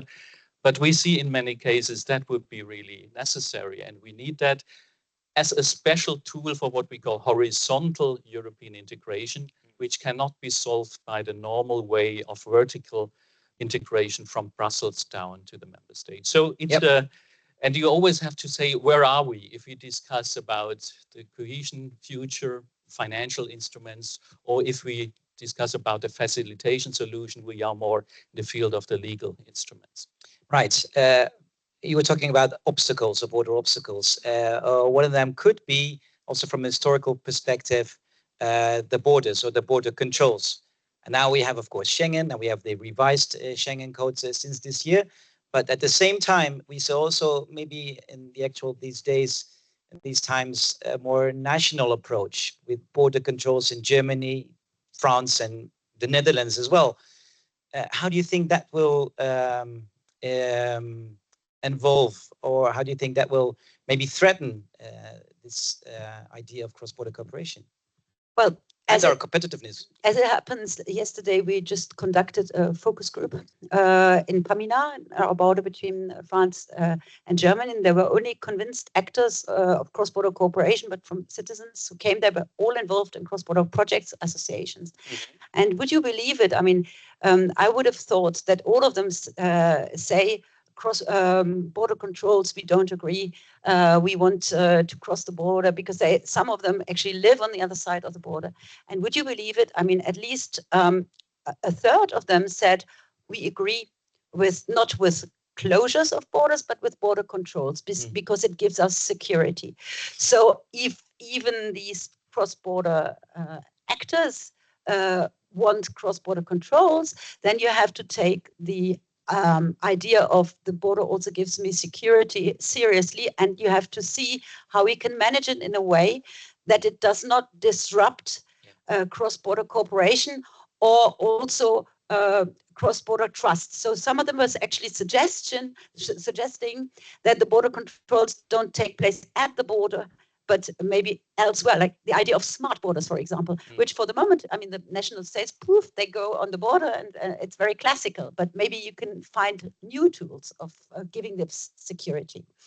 Martin, would you agree on that, especially with that new Schengen code we launched this year?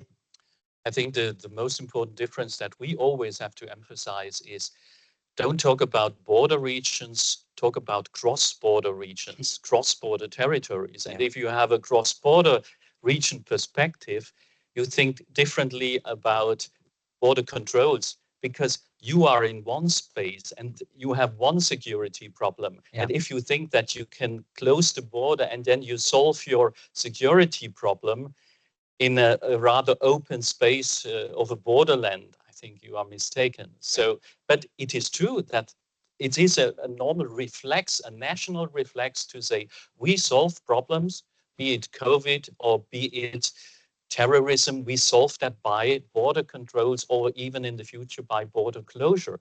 And that is a narrative. I think we really have to be, and that's dangerous. If that is the narrative that many people agree on, that this is really a good instrument, then we have a problem. Could there be a more stronger position maybe for the Committee of the Regions than to address these obstacles? We have to ask the members in the room of the Committee of the Regions. Of course, it is also how you tell the story about instruments and what is. And we know from the Dutch-German border, I mean, we were controlled in the middle of the night, Pim and me, when we crossed the border in a Flixbus, which is apparently normal. But it is, of course, only a symbol. It cannot be effective because there are so many border crossings and no one really thinks that this will help to fight terrorism. So it is really more... Well, maybe not, not you maybe, but a lot of people in these times, they do.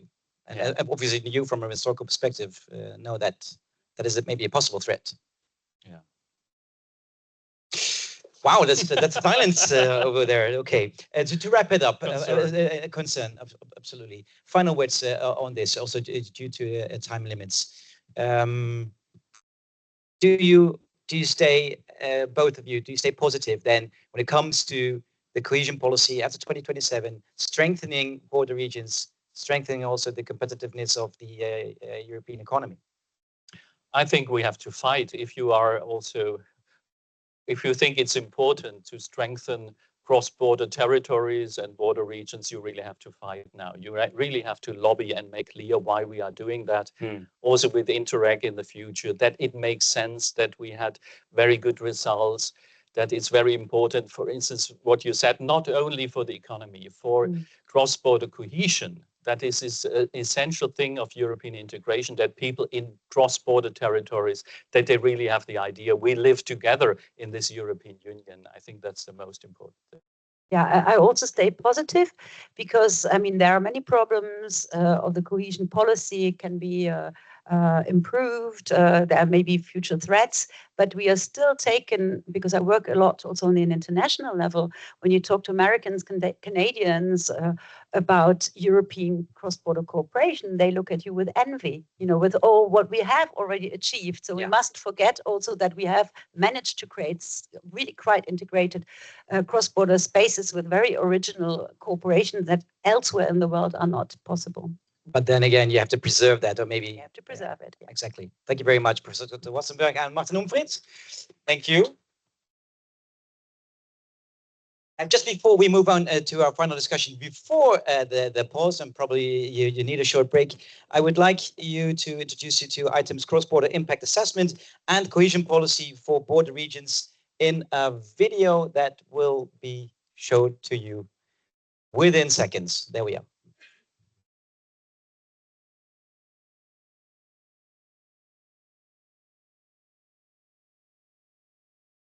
Maybe a few seconds extra then. Because I put them to the test because I changed the program just a little because we had the video just a bit earlier. Then I said, no, let's do it later. Now we have to check it up. Is it okay to get that video?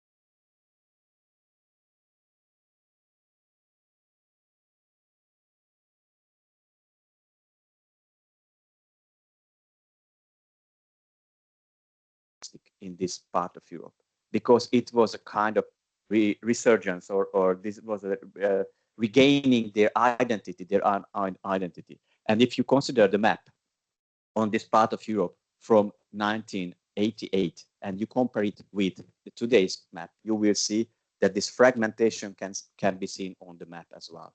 And the Interreg plays a very important role in dismantling these nationalistic barriers between the countries and to educate these nations in order to improve their democratic governance and including the European values. Then on the next slide, you can see again two further aspects. Interreg is an asset of European cohesion because Interreg facilitates the removal of the barriers, the physical, economic, and other barriers between the countries. When facilitating the development of cross-border infrastructure, transport infrastructure, and business infrastructure, the Interreg contributes to the free movement of people and goods. And when developing collaboration of chambers of commerce, for instance, or through the development of cross-border services, it improves the conditions for the free circulation of services and capital. And during the last years, we witnessed the emergence of the cross-border functional areas, which is a new topic, and Interreg can finance developments in these functional regions, which reach beyond the national confines, which is a very important aspect. You are aware of these issues very well in this part of Europe, but in the eastern part, it is quite at a brand new reality. For instance, on this slide, you can see on the left-hand side, you can see the joint master plan of Hungarian and the Slovak city. And they are using it as a regulatory background, which means that whenever one of the cities would like to develop anything, it needs to be fit the joint master plan. On the right-hand side, you can see an interesting tool applied by the Slovak-Hungarian Interreg program, which is a territorial action plan for employment. Within the framework of these territorial action plans, the regional stakeholders were enabled to develop their own development strategy, including entrepreneurs, and to create a kind of narrative on the cross-border territory that they are living in. Then Interreg is an engine of elimination of obstacles and to create the single market and the access to cross-border quality services. In this perspective, we need to refer to the TIA practice of the item, because it's very important to identify those obstacles which can hamper the integrated development of these border regions and the single market. And it was taught several times today that these border regions are living labs, so laboratories of the cross-border of the European integration. Mr. Karl-Heinz Lambers used to say, if there is something which doesn't work in a cross-border context, it will not work at the European level either. But not only laboratories, but these are also seismographs. When there is a bad decision at European or at national level, these are the border regions which reacts immediately to these challenges. On the bottom, you can see an example for obstacle management. We are implementing a strategic project along the Hungarian-Slovak border, lasting 6 years. We are collecting obstacles like the Skakelpunkt does, and we try to eliminate them. On the left-hand side, you can see a picture on a meeting organized on Monday this week in Bratislava, in the Slovak capital, involving the Austrian, Hungarian, and Slovak ambulance services in order to create integrated ambulance services between these three countries. And finally, on the last slide, you can see the fifth dimension of the added value of Interreg, which is about the Europeanization, but I would like to use the EUization because it's not about Europe. Ukraine belongs to Europe. Moldovan Republic belongs to Europe, and Serbia as well. We are speaking about EUization, which means that the European values and the acquis are transferred through Interreg programs to these neighboring countries. And let me give you examples from Ukraine. We established the first ever EGTC involving a third country member in 2015. This is the Transcarpathian region from Ukraine. And in this region, 20% of the waste produced within the region is not tackled at all. The places where they are collecting waste are overburdened, and only 0.1% of the total waste produced within the region is recycled. So you can imagine what is the situation there. There are landfills which are located at the river Tisa, which is the second largest tributary of the Danube. And every springtime, when there is the flood come, then these several tons of waste is watered into the Tisa, and it's a disaster. So with the help of the Interreg, the first waste collection and separating plant has been constructed in the Transcarpathian region. You can see the pictures on that. And for instance, there is another problem, which was a salt mine in Solotvino. It collapsed in 2016, and now with the assistance of the Interreg program, they managed to screen what is inside by using a robot, because it's very dangerous to go there. And one more aspect, if you visit the Transcarpathian hospitals that I'm doing regularly, you can see that the modernization of these hospitals, where the wounded soldiers coming back from the front are treated, are renovated with the help of the Interreg. And it is very important to know that even during the war, Interreg can play an important role. Thank you very much. My last slide is about a wish to you.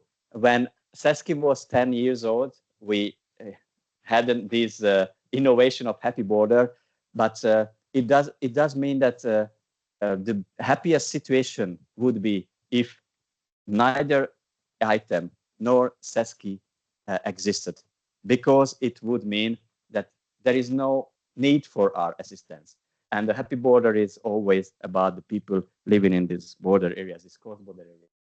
Regarding the paper compiled by Jane, I brought a few copies. Please transfer it to the national ministries in order to influence their decision. Thank you very much. Thank you so very much, Gyula Ochkai. Then just please step forward here too, because we are going to meet Susanna in a moment. I'll give you the microphone. Just one quick question. Now, how would you then, because you started yourself with the question, what is the importance of Interreg for the cross-border regions? Now, what would be the consequence if there was no Interreg for cross-border regions? Just in short, what would it be? What would it look like? I think that, as Martin highlighted it, without Interreg, we would lose the fuel behind the cross-border cooperation. Because, for instance, these innovative tools that have been developed during the decades at European level, facilitating cross-border integration, cannot be imagined without the financial support. If you would like to develop a Skakelpunt, then we need financing. Yeah. And this is Interreg which can finance the development of these kind of coordination points. So no fuel, no engine. Yes. Okay, good. Shall we have a look at the video where we have some insights about the cross-border impact assessment from the cross-border impact assessment dossier, Susanna, and then in a moment you will maybe step forward. But maybe if things go well, we have a short video here and now. Do we? Oh, that's a surprise if I think it will work out well. Oh, no, not really. Ooh, it should be full screen. Yeah, there we go.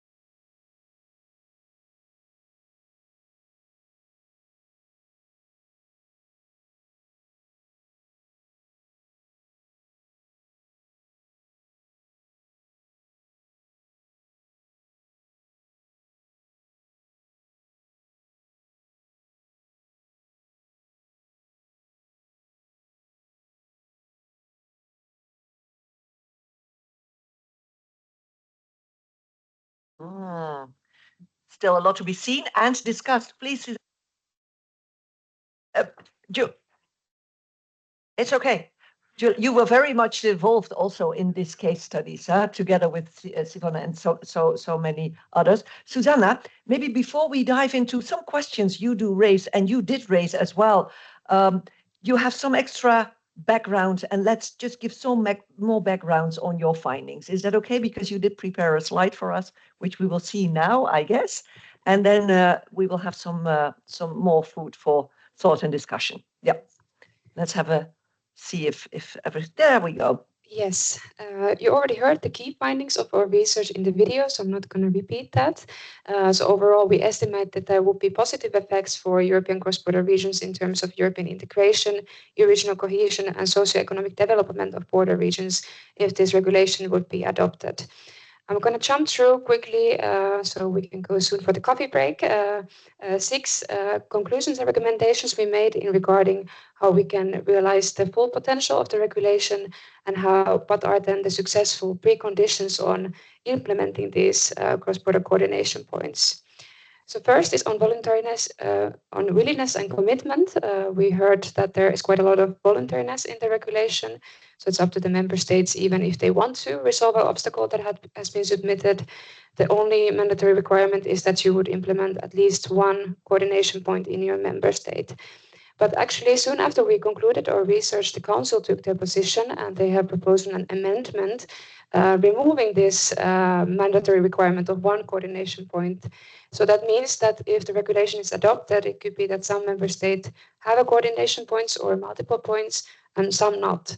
So that highlights also then the political willingness and commitment that we need to fully implement the regulation and also to recognize the importance and socioeconomic benefits of solving border obstacles.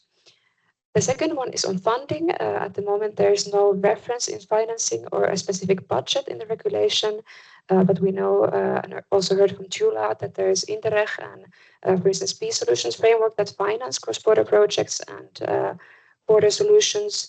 So especially with member states with limited capacities, it's important that there will be financial resources and also financial incentives to implement these coordination points to be able to establish them, but also maintain them in the longer term. The third one is on legal instruments. I think it's quite an unfortunate development after the European cross-border mechanism that there is no legal instrument in this form of the regulation. But that highlights then the importance of existing legal tools already in place in the member states or regions. So for instance, in the Benelux, we can take decisions or treaties. In terms of Franco-German cooperation, there is an Aachen Treaty that provides a legal basis to structure cross-border cooperation or to establish derogations.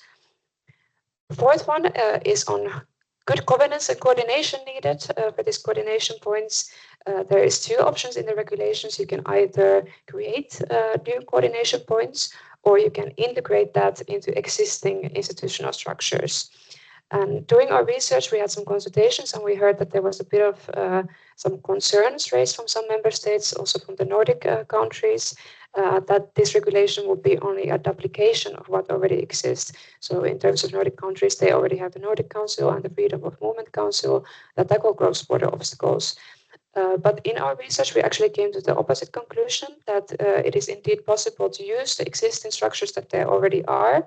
And for instance, the Schalke-punt that we will hear soon from Martin Vidal about, that could be in the future nominated as a coordination point. Mm-hmm. The fifth one is on the geographical scope of implementing these coordination points. Rather than having a single centralized national contact coordination point, it could be more beneficial to implement multiple regional coordination points, especially if you are a member state with multiple countries surrounding and multiple borders. It would be maybe to have better regional insights if you have this regional coordination point. And thinking about federal countries like Germany, maybe it's not so effective to have one national German coordination point, but maybe then a coordination point between North Rhine-Westphalia and Netherlands, for instance. But this voluntary implementation of these coordination points, that can also lead to complications, because If you are a member state and you have established coordination points and you receive a border obstacle with your neighboring member state, but they have not implemented these coordination points, then under this regulation it can be difficult or even impossible to solve the obstacle. And a final recommendation is regarding the expertise and network needed. So it's important that we have expertise available to analyze the obstacles, to also have a good understanding of the background of what could be the potential solutions. And in this way, we can make them better informed policies and legislation and avoid this border blindness. That is also our theme of our conference today. And here research institutions like ITEM or like CESCI, your institute, can contribute to this expertise through their research. And here again, Interreg is very important as an instrument to finance this expertise and to have these cross-border projects. So that's that in a nutshell.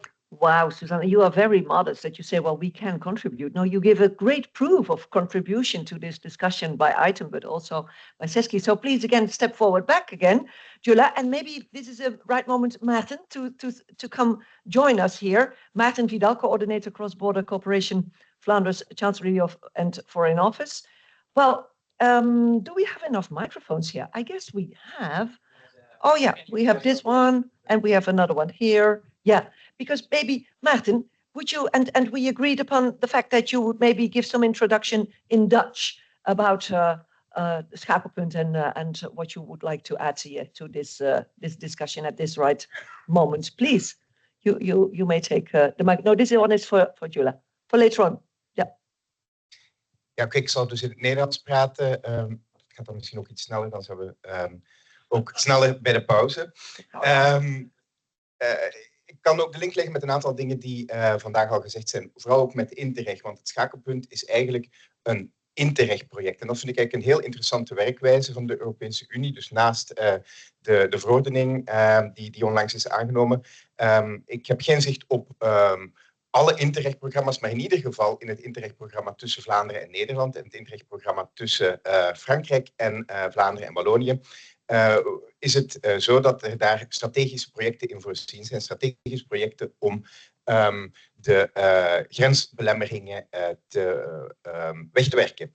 En wij hebben daarvan gebruik gemaakt, samen met collega's aan de Nederlandse kant. We zijn ook aan het werk met de collega's aan de Franse kant. En we hebben dat gezien als een opportuniteit om nu te experimenteren met hoe kunnen we een structuur opzetten die misschien later ook duurzaam kan worden om die belemmeringen weg te werken. Dus na afloop van deze Interreg-periode zullen we kijken wat gaan we ermee doen. Er moeten natuurlijk een aantal dingen gebeuren, want ook doordat het een Interreg-project is dat er bijvoorbeeld in België vooral iets wat bij de regio's ligt. We moeten ook zien hoe kunnen onze federale collega's die ik hier in grote getalen aanwezig zie ook meer betrekken in het project. In ieder geval bood het ook de mogelijkheid om te experimenteren en om iets te creëren wat ook heel goed aansluit met onze bredere governance van de grens. Aan de Vlaams-Nederlandse grens hebben we een aantal structuren, zijn ook al vermeld. We hebben 2-jaarlijkse Vlaams-Nederlandse toppen. We hebben bestuurlijk grenscoördinatoren. Mevrouw Van Kouter, die hier eerder ook al heeft gesproken. Zij zitten ook een bestuurlijk grensregio-overleg voor, waarin alle provincies en gemeenten aan de grens vertegenwoordigd zijn en ook centrale overheden om met hen in dialoog te gaan. We hebben daar ook een ambtelijke pendant van, het ambtelijk grensregio-overleg. Dat kwam vorige week samen. Daarin zitten ook dan ambtenaren van al die structuren die dan ook de beslissingen kunnen voorbereiden en hun bestuurders kunnen adviseren. En daar hebben we dan nu het schakelpunt aan toegevoegd om met al die structuren ook in één groot raderwerk te zitten. En waarom noemen we dat dan een schakelpunt? Een schakelpunt omdat het schakelt op verschillende manieren. Het schakelt natuurlijk tussen Vlaanderen en Nederland, maar het schakelt ook tussen de grensregio en de centrale overheden. Wat ook heel bijzonder is aan ons schakelpunt, is dat het ook schakelt tussen kennis en beleid. Want in ons partnerschap hebben we ervoor gekozen om niet alleen overheden op te nemen. Dus aan de Vlaamse kant is dat de Vlaamse overheid met inbegrip van de diensten van de gouverneur van Oost-Vlaanderen. Aan de Nederlandse kant provincie Zeeland en het ministerie van Binnenlandse Zaken en Koninkrijksaangelegenheden.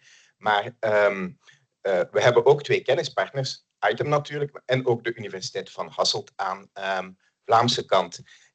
Dus dat is iets nieuws om ook een externe blik de blik vanuit de kennis. En we weten ook natuurlijk dat ITEM in een heel netwerk zit. De Universiteit van Hasselt is daar vaak ook bij betrokken.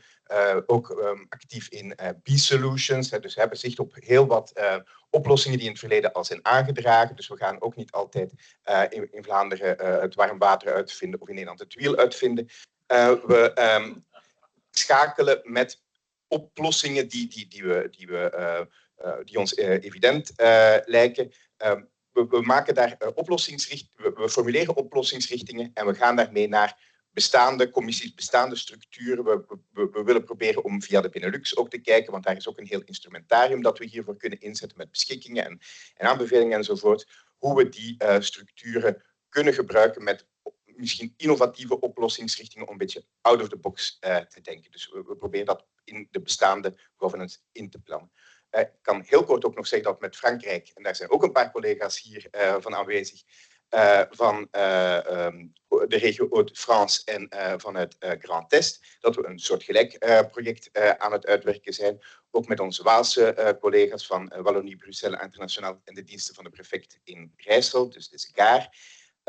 Maar daar zie je, het is vergelijkbaar, maar toch anders. Want daar moeten we met andere dingen rekening houden. We willen daar ook op een bepaalde manier de kennis betrekken. Maar hoe we dat gaan doen is nog niet duidelijk. We willen in ieder geval een soort van wetenschappelijke commissie om daar ook wat externe blik bij te betrekken. En misschien ook om ervoor te zorgen dat we een goede methodologie ook kunnen gebruiken. Maar ja, ik vind het heel interessant dat Interreg ons net die mogelijkheid geeft om nu de komende jaren te experimenteren. En dan na afloop van die projecten, dan hoop ik dat we daar voldoende resultaten uit hebben gehaald. Dat we ook ervan overtuigd zijn dat we zoiets willen voortzetten. En dat we dan kijken van hoe kunnen we dat dan verduurzamen. Hoe kunnen we het misschien uitbreiden met nog andere relevante partners in het project. En ja, hoe kunnen we misschien ook als inspiratiebron dienen voor andere grenzen. Yes. Thank you so very much, Maarten Vidal, for this great introduction and what's happening at this side of these two sides of the border when it comes to Vlaanderen and Netherlands. Now, I am just wondering, because one could say at this point in this meeting, at this annual meeting, that we know the preconditions for success when we want to establish mechanisms or whatsoever tools to get things done. We have a super best practice in place now. We are learning fast. We are getting our network bigger and bigger day by day, and we are learning. So in a way, we have the knowledge, we have the best practice experience.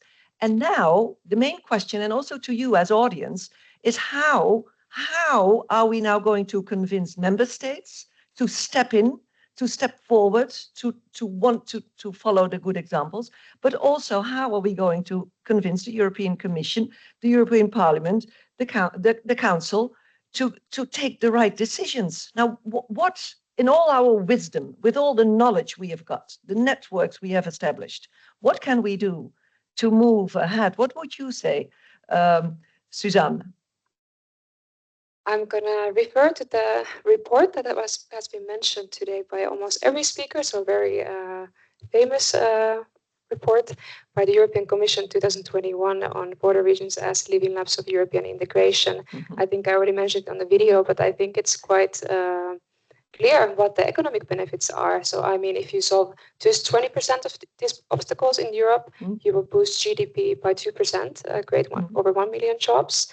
There are benefits for all kinds of border regions. So for those that don't have any institutional structures dealing with cross-border cooperation or overcoming obstacles, then there is a clear, obvious answer that the regulation has a clear benefit.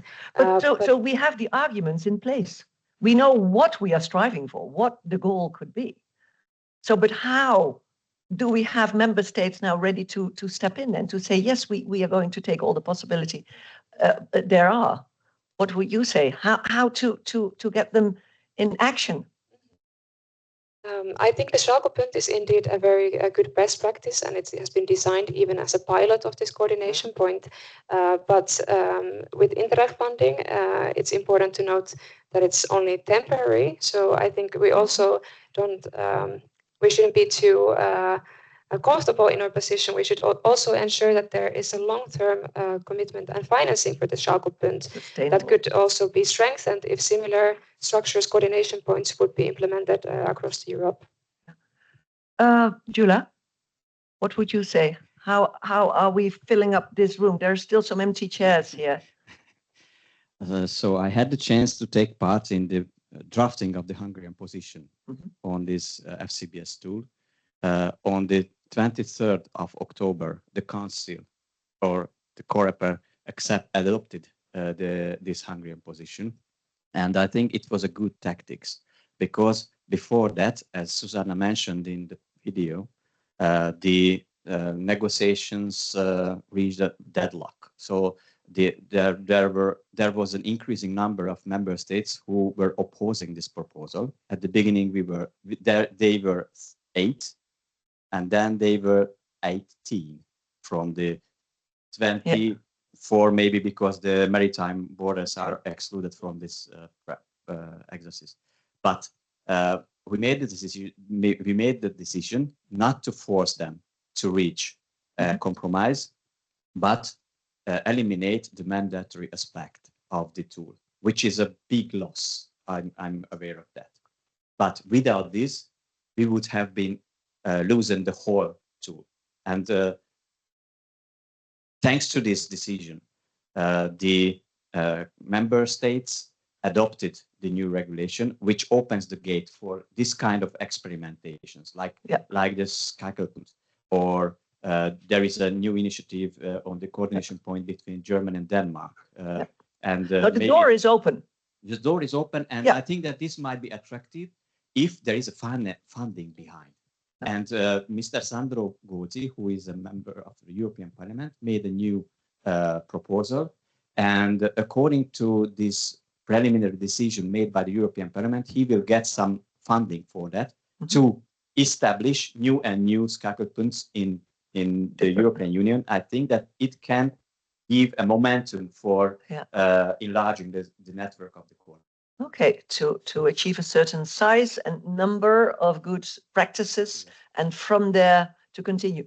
Who would like to reflect on this? What can we do based on all the wisdom we've got? The preconditions they are there. We heard Susanna. We hear a best practice. You cooperated so well.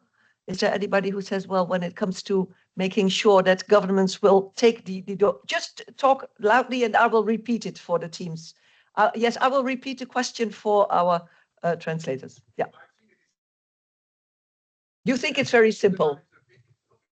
To organize a big lobby, that would be the idea. Situations in border regions are also a little bit marginalized. Yeah. If you are looking to them individually. Mm-hmm. But if you bring everyone together, so as we have seen on the maps, we are extremely powerful. Mm-hmm. And so we must organize a lobbying in the direction of tools. And it is a small progress, but it is important to have now, after the ECDC tool, also the facilitation tool. Yeah. And the other big issue is finance. Yeah. But you know that finance are always complicated. If you start to discuss finance, you don't have so much friends. Yeah. Everyone thinks less about at least, it. yes. And we will have a very tricky situation. We had 2 days ago the 30th anniversary of the Committee of the Regions, and there we had a speak also from von der Leyen, and everyone will say cohesion is important. But I'm not sure that in the final negotiation we will have about money, that it is possible. It will be possible really to to maintain the position, because you will have conflicts. People want to give not too much money to Europe. Actually, we have just the value of 1 cup of coffee per day per inhabitant with the European budget. With this, you cannot make miracles. But if we will not have really more money for the big issues for the next years in Europe, then we will have a big competition about these different possibilities to spend. cohesion moment in danger because the chief of governments are not so sure that it is their first priority. We must make lobby to making them really aware that it is important. First of all, great lobby. Then there is a lady in the back also who would like to comment on it. Thank you so much. Lobby, and then attention for finance, please. Thank you. About the lobby, I think a big lobby, we need citizens who will talk about it, who see successes of the coordination point, the schakelpunt, who see improvements in their daily lives. Yeah. If we have success stories and citizens will tell about it, that is the best lobby you can have. So I Quadruple helix. So it's not triple helix anymore, it's quadruple helix. Bring in the citizens, bring in society. Okay, thank you so much. That could be also a conference, huh? How to do so. How to have them really actively involved, but it's super interesting. Yeah, thank you so much. Yes, please, in the front here, Jacqueline. Yeah, thank you for bringing the preconditions for success, Suzanne. I saw willingness and commitment is the first thing you need. But how are you coming with willingness and commitment? Because it's not the money which bring that, but it's, I think, the narratives. So what narratives do we need to create the willingness and commitment? So we should work on the rights, to have the story in place. Yes, we have somebody who would like to respond maybe on this one. Thank you very much. I would also agree that we need other narratives and that we have to play into the new priorities. If we say we do want to do things in the regions and in the cross-border cooperation, that we will work on climate change, that we will work on migration, that we will work on the things which are on the top list of priorities. For me, we do not have to have a chapter cohesion policy. If the transborder aspect is always taken up in the chapter climate, in the chapter environment, in the chapter circular economy, then everybody will say that's important, circular economy, that's important, digital, that's important to have employment. And yes, they say, oh, transborder cooperation at the end. If you keep that as a chapter, it will always be the last. If you integrate your problem of a transborder, the competition for that money can be much easier when you put it in all the other chapters. Yeah, what a great start in rewriting the narrative. Yeah, thank you so very much. Whoa, good. Thank you for participating and joining into this discussion. Now, ladies, gentlemen, time-wise, we have a problem. Yeah, I can say so, but it really is time for a coffee. So I'm going to thank you. I would like to ask you a warm hand of applause for my three distinguished guests here on stage. I invite you for a coffee, and then we will be back and we will ask you to come back for our second part of this annual conference. But first, enjoy the coffee and the company.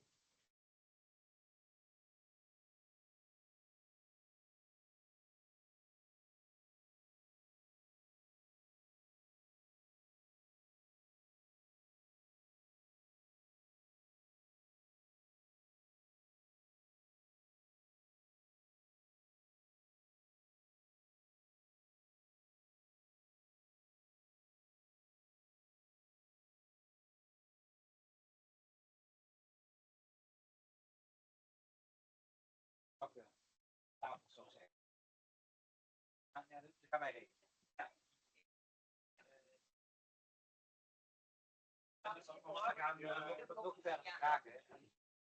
Ja, hoor. Dus ik ga er refereren aan het einde nog een keer. Dus ja, stikstaat. We beginnen met jullie eerst en die paneldiscussie. Ja. Pas daarna. Eerst deze.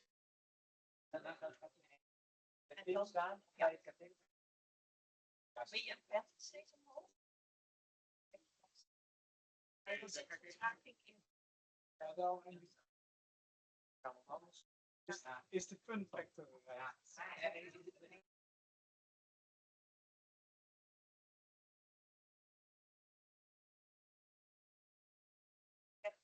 Ja, maar dan zou je zeggen de laptop gewoon niet. Ja, kan dat dan. Ja. Maar de vraag is of je gewoon niet. Ja, dat zou ik niet meer doen. Nou, weet je, dus gaat er niemand kijken. Mijn video we gaan duidelijk maken met een stick aan het einde. Ja, sticks aan alle video's. Ja, maar ze krijgen ze niet allemaal. Ja, ze krijgen krijgen ze allemaal ze en uit. dank. Ja, dan, ja. Ja. Ik heb nog een vraag gekregen.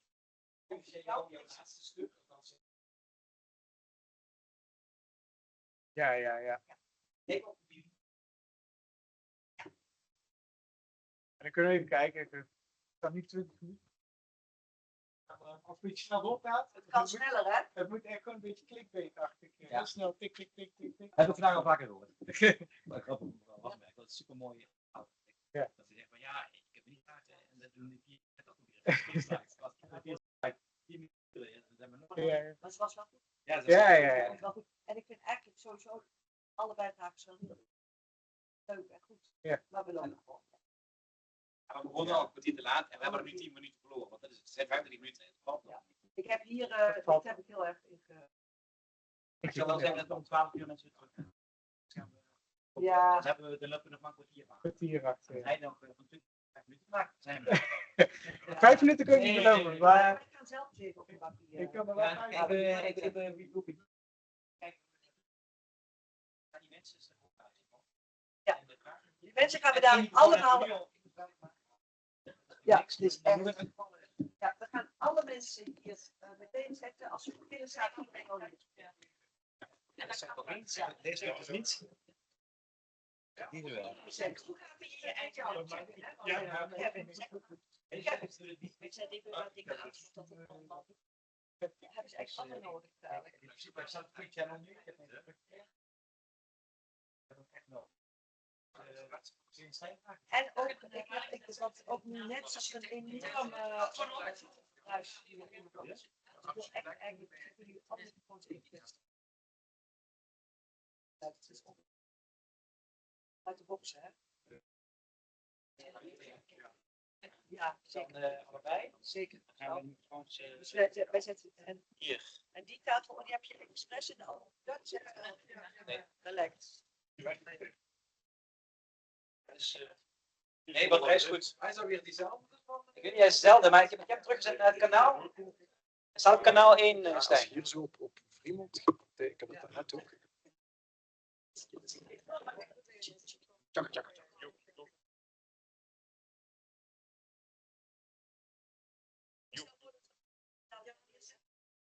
Hij gaat meteen. Wat er is.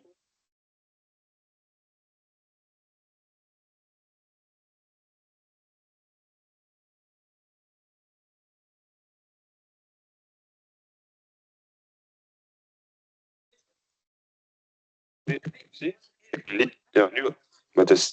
Tuut, tuut, tuut, tuut.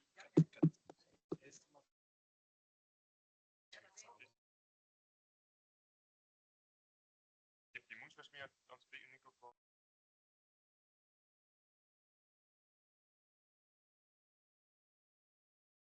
Dat was wel ons nog.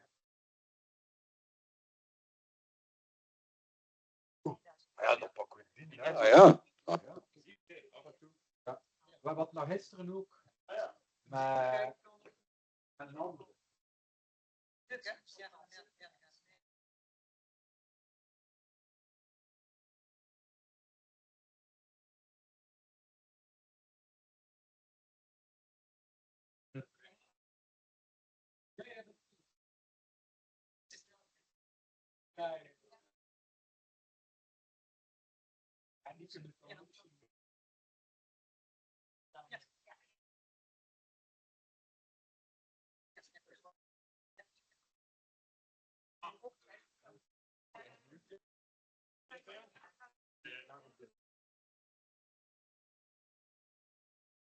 Hier komt hij dan.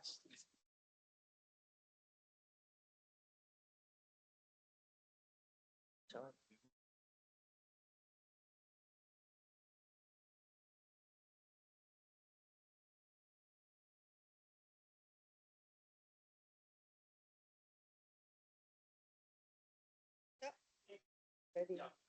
Ja, alleen van Marten moet straks nog eens deel 2 Marten. Maar er is toch eerst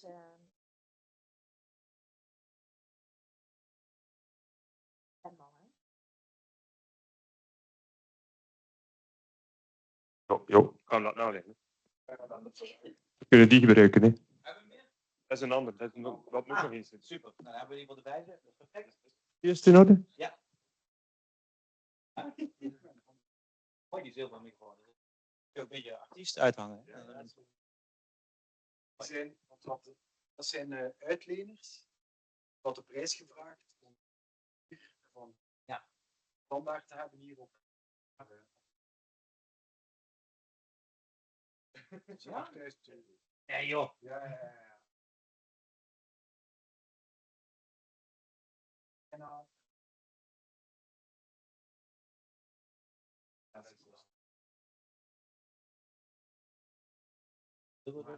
Niet besparen. Nee, maar goed, nu hebben we, kijk, als we er 5 werkend hebben, is het voor dit panel genoeg.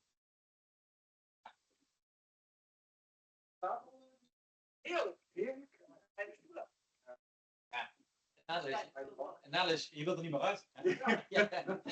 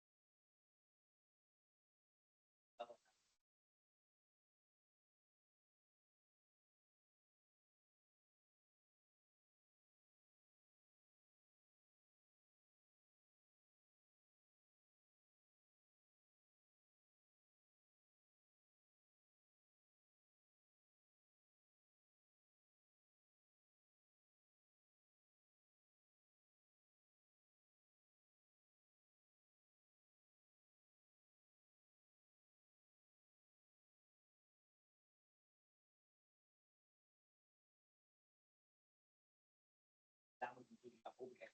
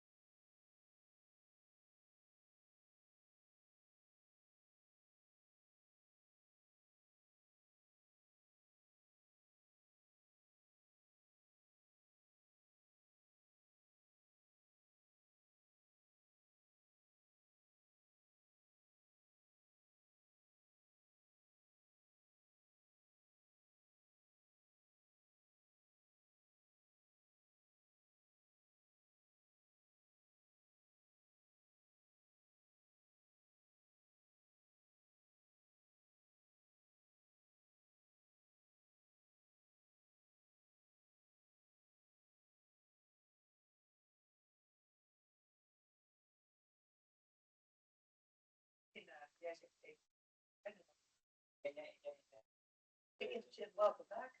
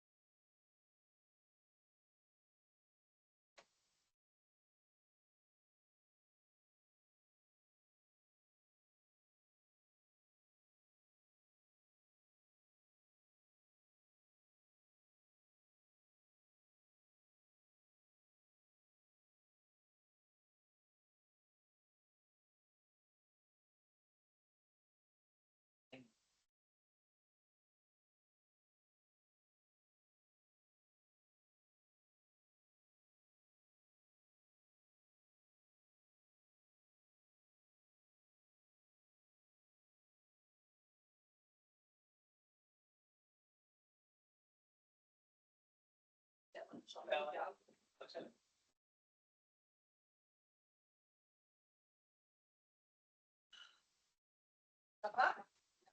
Ah ouais. Ah, mieux qu'ils l'ont pas les-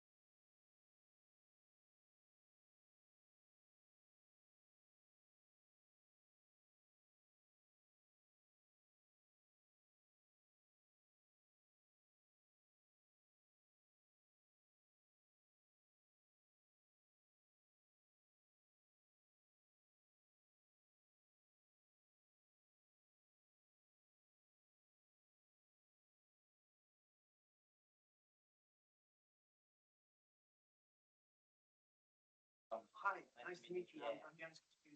Now I'm on the next. Yeah, you're on the next panel. Yes, really nice.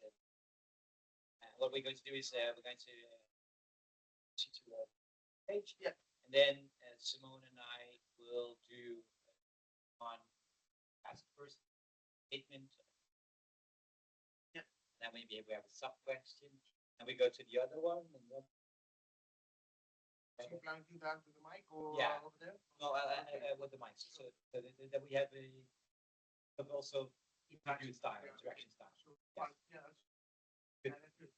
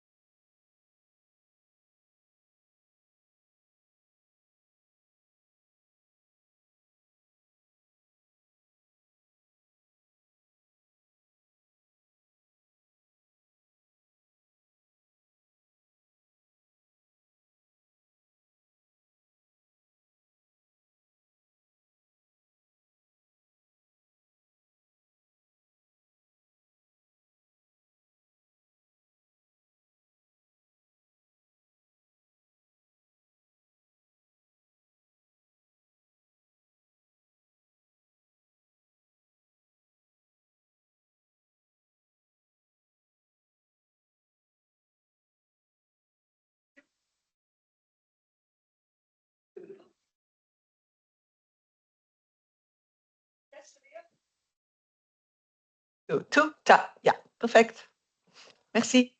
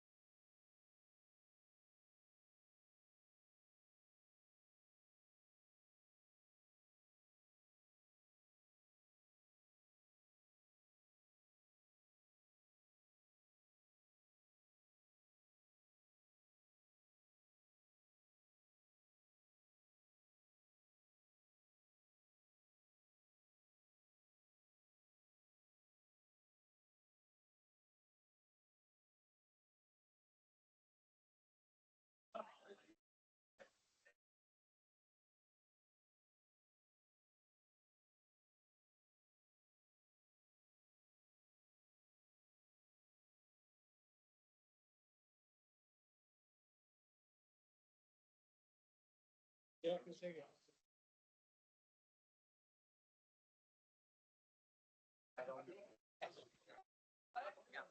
citaat ik dan ook nog.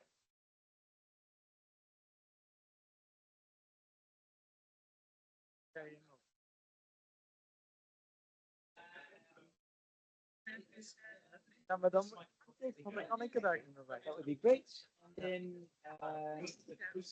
Nee, maar zonder jou kan ik niet. standing maybe here. Then, Ja.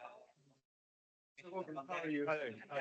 Everything good. You too? Yes, yes, right. Read again. Just bring my nose. Hello, hello, hello.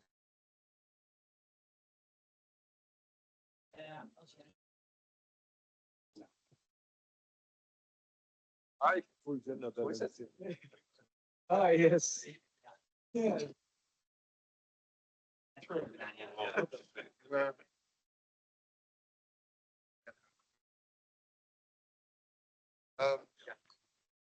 Yes, and maybe it's good that you have the microphone away. You can also just zoom in. Yes. Maar hebben we... Yep. Let's see, is everybody back? I'm wondering. Of course, we did ask our panelists already to step forward on stage. But just wait another 10 seconds more, because so sorry that we interrupted your coffee break. But we had to, because there's work to do here. We cannot just remain and stay coffee, drinking all the time and having lunch in a moment. Yeah. I do see you do accept my apologies for this. Yeah. Great. Well, welcome back, ladies, gentlemen. Now let's wonder, the EU cohesion policy after 2027, how would it look like?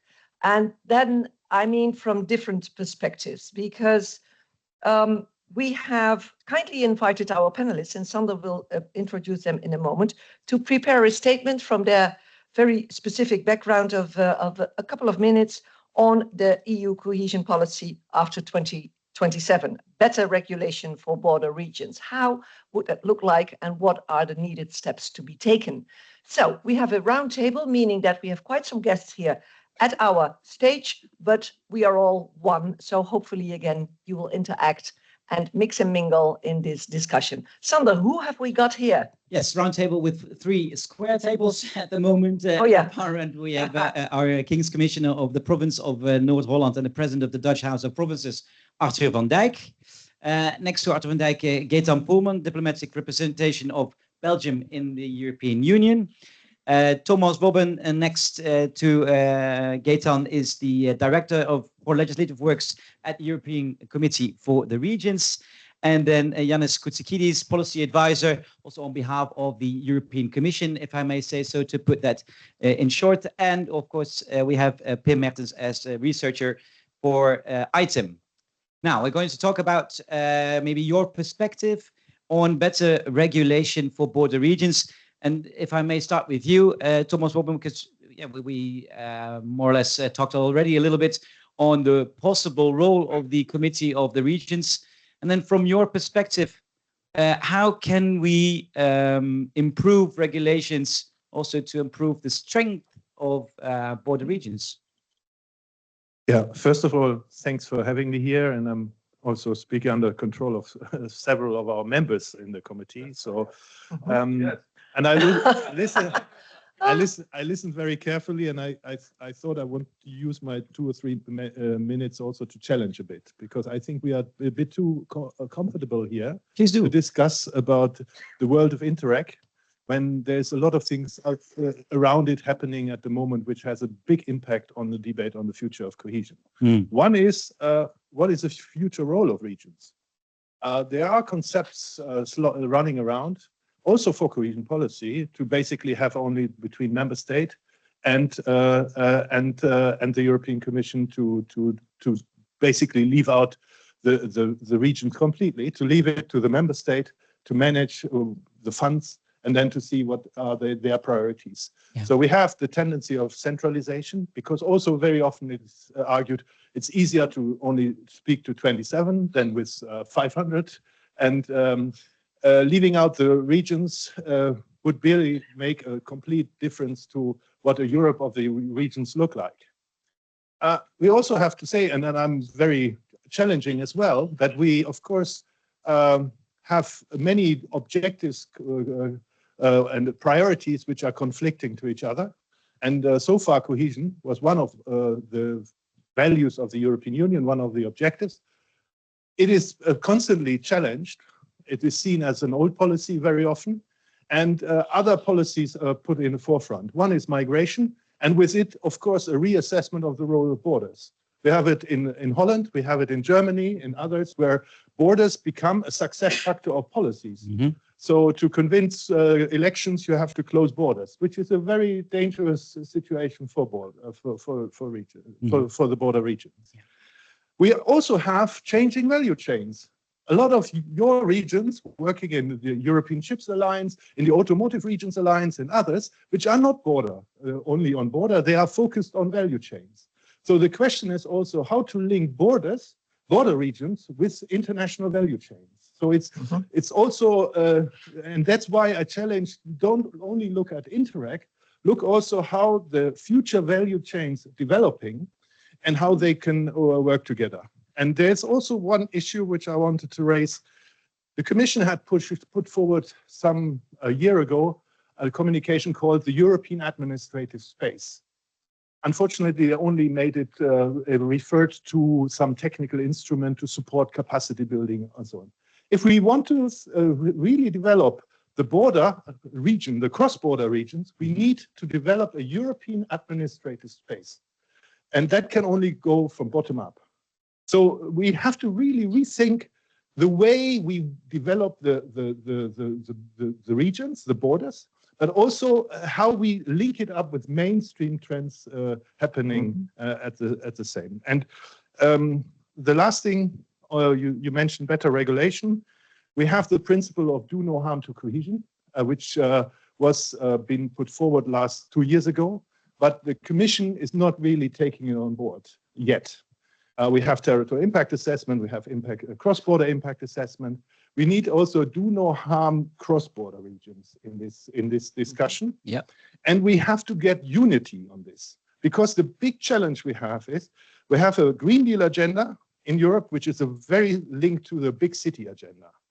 We have a rural agenda, we have the municipalities, and we have also differences between regions. Mm-hmm. I'm, for example, very happy that Flanders signed the Power Region Statement. That's the first time that Flanders has really, it is not part of the Cohesion Alliance of the Committee of the Region, and it was not connected to other parts as well. Yeah. We have to get the regions together. And what we also have to avoid is that big cities are fighting against small cities, so rural areas against urban areas, border regions against others. And that's what we try in the Committee of the Region with the Cohesion Alliance, with other things, with the cross-border alliance we have set up, in order to make sure that from the bottom, we have a joint voice in this direction. Because specifically, the Committee of the Regions is so close to its civilians in that cross-border region.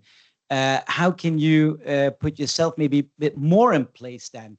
Or do you think there is a tendency also in Europe that there is space for a stronger or strengthened Committee of the Regions to do so? The Committee of the Region is what we make out of it. Of course, there is the big plead to give it a stronger institutional role. But my philosophy is we have to build through our members, through our links to the local and regional administrations, to bring the reality back to Brussels through a European institution. We are an institution. I'm a European civil servant, like my colleague here as well. Yeah. So we are not having a vested interest on one thing or the other. We are really bringing forward what the reality is on the ground. That's why, for example, what we do with our RECAP network, with others, is bringing what works and what doesn't work. And give me one personal statement. I'm always frustrated when the Committee of the Regions starts to discuss the big things, when our main function is to say what is working on the ground and what doesn't. And that's what the added value is. And that's what we growingly do. and we are listened there. Because the Commission knows when they decide, very often they don't know how it works. It is more like a trial run. And that is, for example, where we now need the user experience on the ground to be fed back and to modify regulation, simplify cohesion policy, simplify many rules and regulations, the Schengen regulations and others. But for that, we need to be listened to.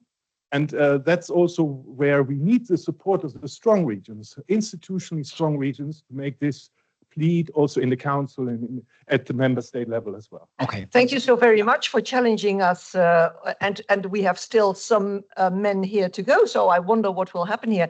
But just before Mr.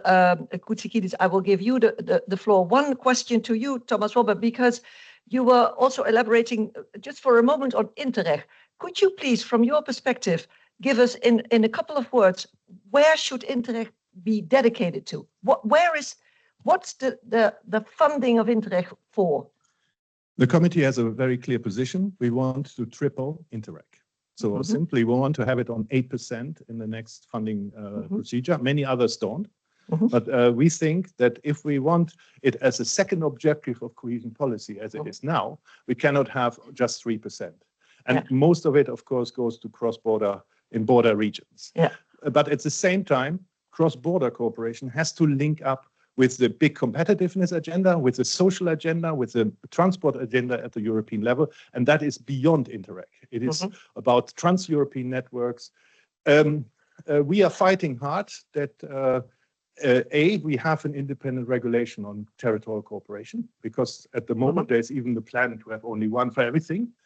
And the second is to simplify it in a way that, for example, small projects can be developed, that the citizen focus is maintained, and that, of course, also in cross-border regions have a strategic vision. Not just strategic and long-term. Pleasing little groups everywhere, but having a strategic vision. And that's why border regions need to be in the strategic debates on battery alliances, on hydrogen and other matters as well. Yanis Koutsikidis, please. Policy Advisor, Secretary General, European Commission, from the Unit Evaluation and Impact Assessment. What are you going to challenge us with?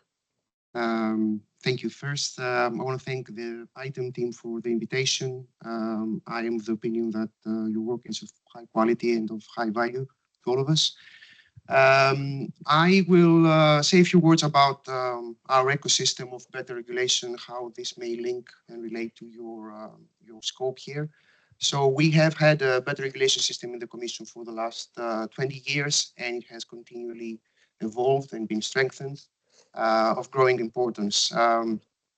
We use ex-ante impact assessments where there are policy options and significant impacts to be assessed.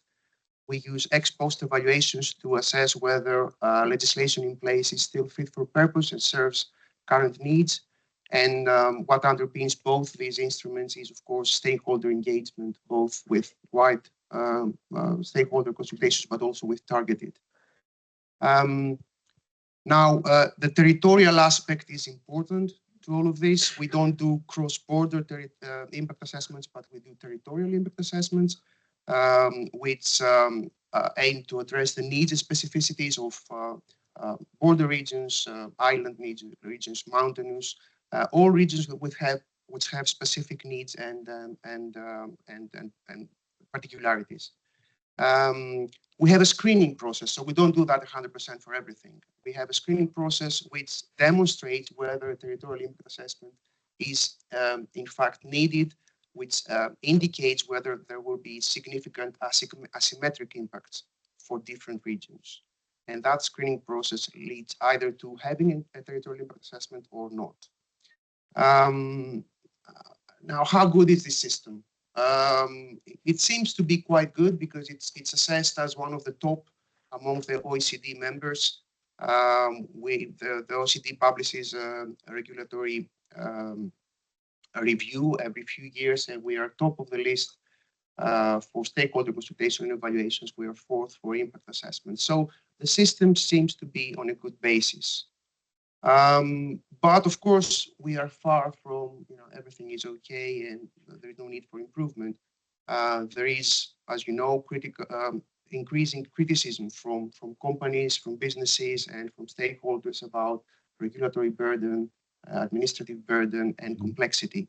And we have started over the last 2-3 years to respond to that by introducing, for example, approaches such as one in, one out, by which since 2022 we put a brake on additional costs from new legislation. We have introduced competitiveness checks in our impact assessments. And of course, the latest and more prominent development is this target of 25% reduction for regulatory reporting obligations. With the latest political guidelines from the Commission President, this target for reducing reporting obligations has become top of the political agenda, along with enhancing competitiveness. And